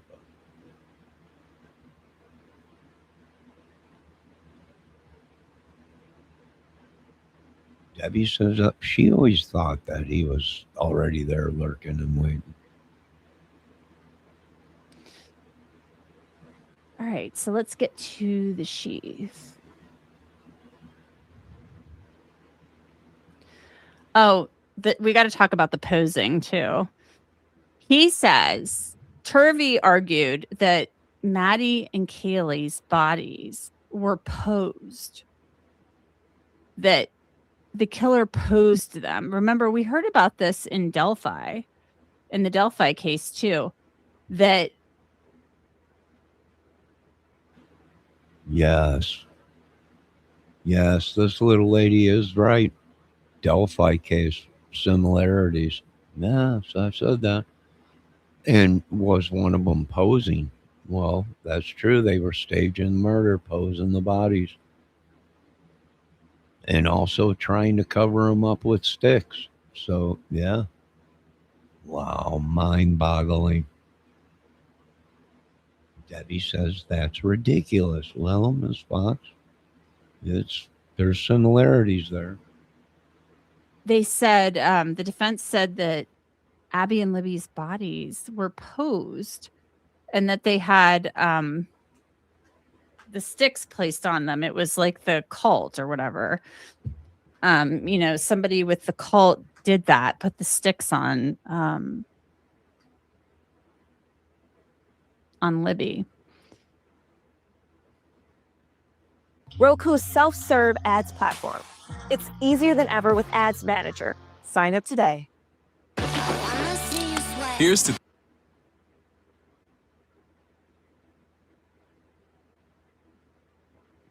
So Dr. Turvey says the evidence suggests that after both victims were killed or unresponsive, they were posed in their shared bed. Keely was moved from a position with her head on her pillow to partially atop of Madison. So he's saying that Maddie, or that Keely was placed partially on top of Maddie on purpose. That the killer posed her like that. Then the comforter was placed over both of them. So this is his opinion, looking at the evidence, that the killer, after the girls were killed or unresponsive, placed Maddie partially on top, or I'm sorry, Keely partially on top of Maddie, and then put the comforter over them.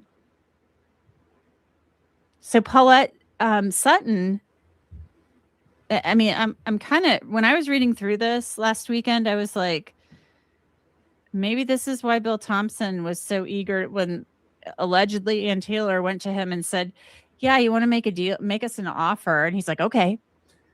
Yeah. And you don't have to tell us anything. Wow. Unbelievable. Miss Debbie Fox says that's ridiculous. It is ridiculous. Well, there ain't nothing ridiculous anymore, little lady, in this world.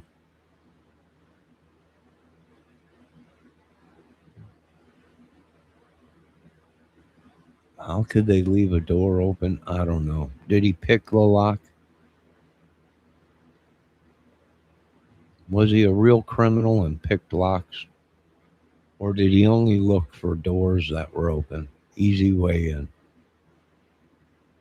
You know, if he's all this criminology and smart and everything, did they find any books about picking locks? or anything on his data of Google or anything, Googling how to, watching any YouTube videos on how to pick locks? Did they find any lock picking devices on him or in his house?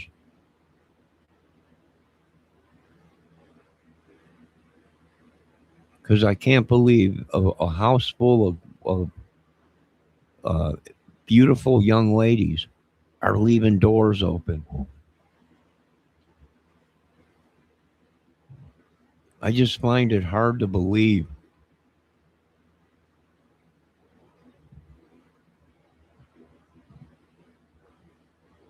I'm not saying it's not possible, but I'm finding it hard to believe that these people left their doors open like that, like nothing would ever happen. And I wish it was like that, where you can fall asleep and we're all under God's protection and sleep good. But it ain't that way. Debbie Fox says she can believe. I think the doors were unlocked. I'm guessing they probably were. I'm guessing it didn't take him long to. He probably went to the window. They're saying, well, there was handprints on the window. Yeah, it was probably locked. He moved on to find some other way. The screen door was, sliding glass door was open. Now, depending on how bad a shape that sliding glass door was, that door might have been locked, but he might have known the criminal way. If you pull up on that door, it'll pop.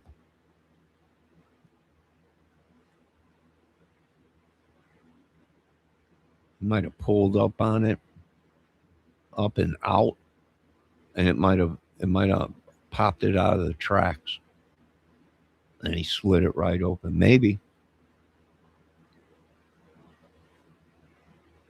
he might have came prepared. What if he had an extra key? What if he was a lock picker? Would he have been able to get in? I don't. Maybe he's supposed to be a criminal genius. He's supposed to be better than the best of the best of the best. In his mind. But I'm guessing they unlocked. They left the doors unlocked.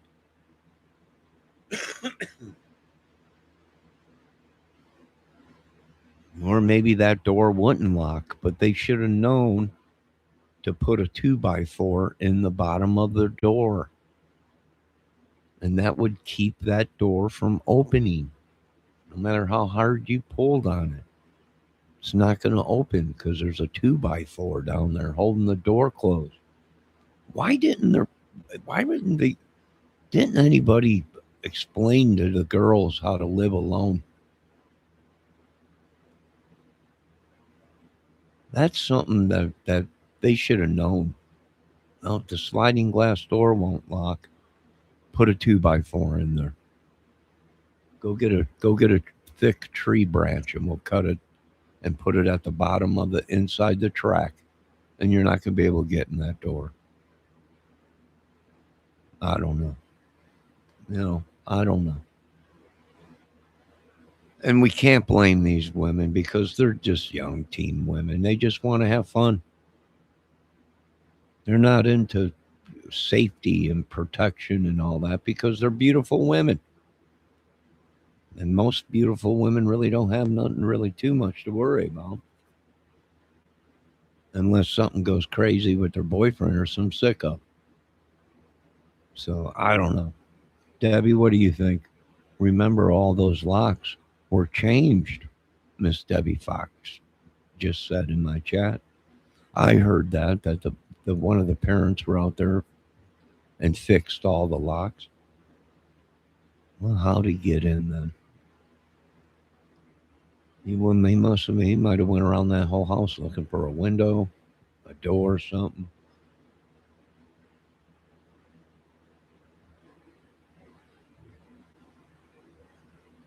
Yeah, crazy. But he found his way in. That's the back door, they're saying. Now, where that trail led to, I don't know. They haven't revealed that. Did it lead to the parking lot behind the house in the apartment complex there? Or did it lead somewhere else to the house, to another house?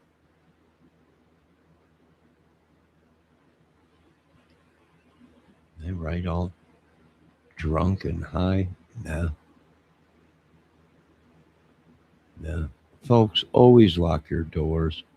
You have no friends in this. You do have friends, but and now we're finding out them friends might not really be friends.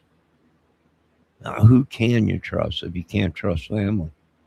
But good God, we turn on YouTube every single day and someone's killing their own family.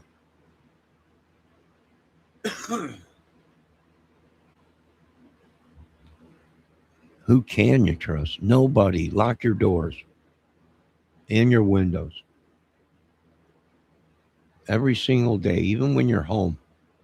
Lock your screen doors and your doors, and you got your windows open. Be alert because these idiots will come right through your window. Bunch of crazies.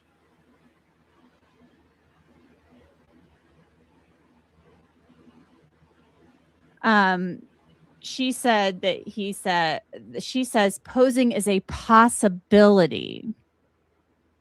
She says it's possible, right?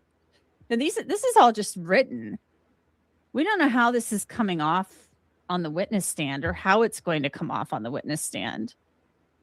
Posing is a possibility, but not a determination that can be made to the exclusion of other explanations for their positioning. So she says it's possible, but there could be other reasons why they were like this. As Dr. Turvey states, posing requires an intentional act. This refers to intentionally arranging the scene for effect. In the present case, the bodies of Kaylee and Madison were posed together after the lethal attacks suffered by both. And then they were covered together with a comforter. Kaylee was moved from a position with her head on her pillow to partially atop of Madison. So this is his Turvey's, she's quoting him. There are discrete transfers on the pillow consistent with contact being made by Gonsalves's bloodied head, but these discrete transfers could be the result of several mechanisms. That could be purposeful movement before she was rendered unresponsive, movement of her head caused by blows or in response to blows by the assailant, movement during the struggle intentionally or inadvertently moved by the assailant. So she's saying she didn't have to intentionally be moved.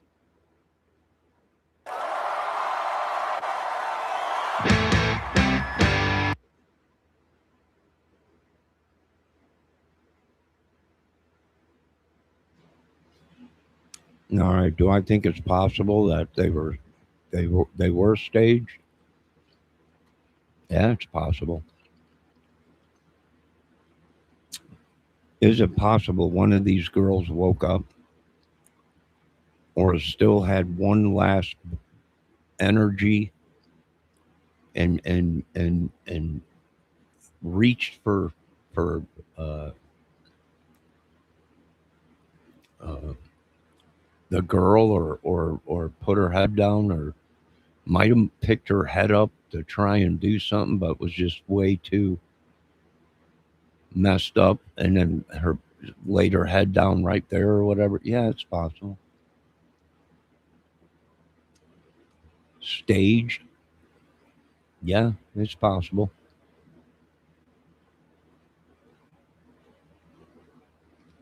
Anything is possible when it comes to Satan covering up something or doing something.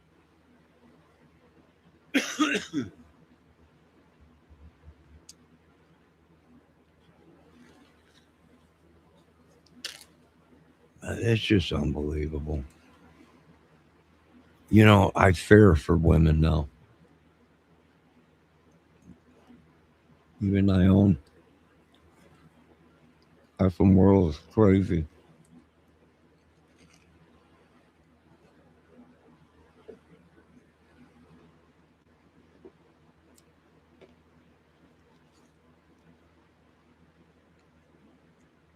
It's just effing crazy.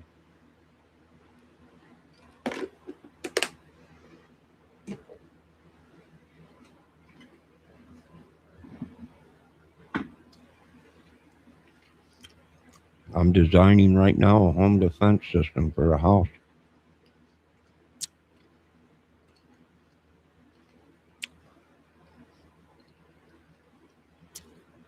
You said it. You're going to guarantee get a good night rest, because if anything comes on that property, it'll be vaporized. And that's how we're going to have to start living.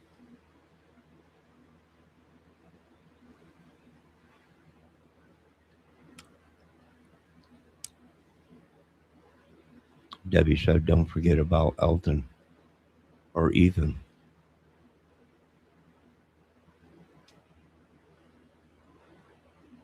Well, they all were drinking. They all might have been snorting. The autopsy showed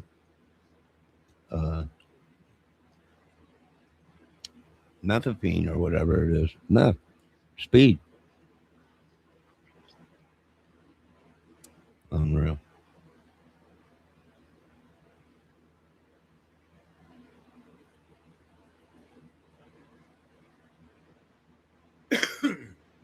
All right. Debbie, you want to watch a little more of this, Kel?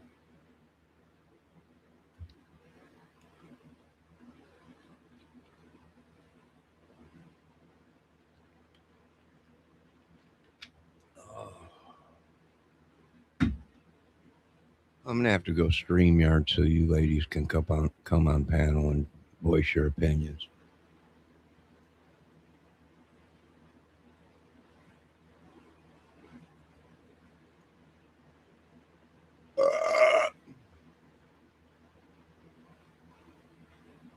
On the bottom sheet, it is difficult to determine with certainty that the comforter has been moved. So she's saying they could have already had the comforter on top of them.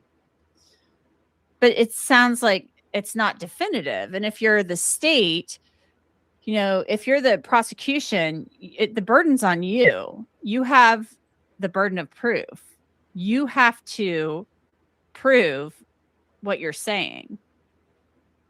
And what they have to prove is that it was one killer and that killer was Brian Kohberger. That was going to be their burden.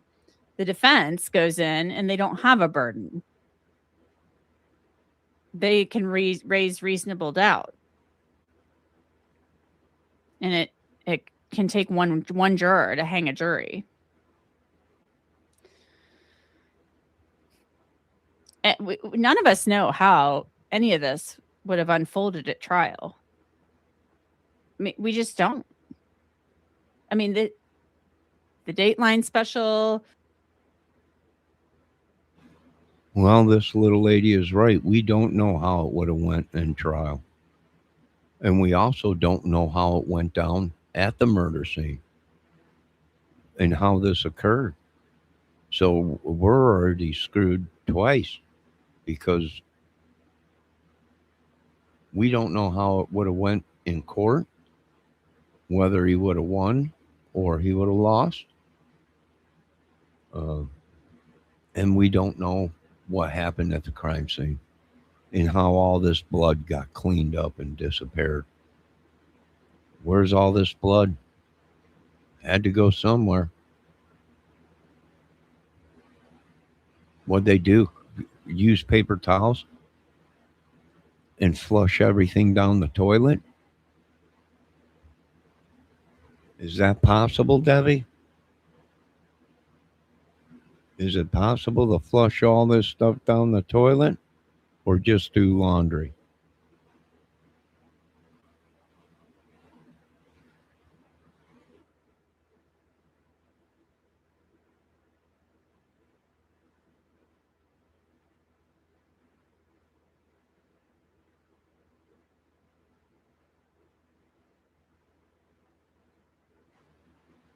Would they have been able to flush all this stuff, blood, paper towels, down a toilet?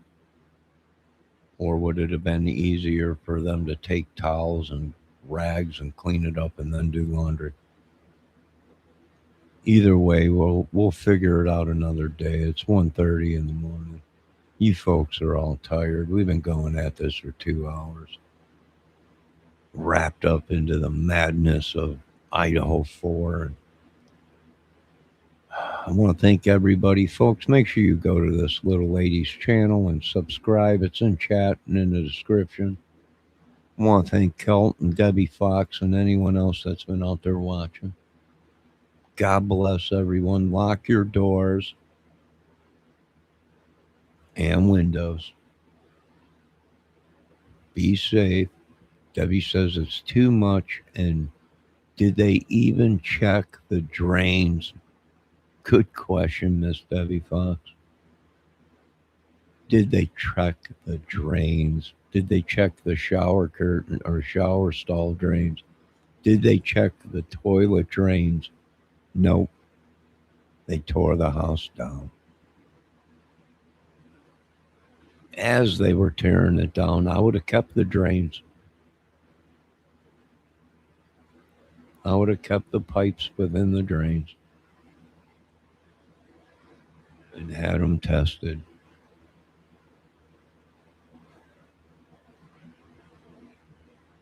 Now, ladies and gentlemen, that concludes our Delphi, our Idaho 4 case.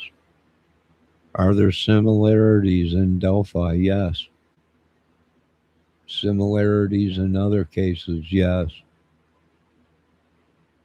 Almost like everybody's on the same wavelength.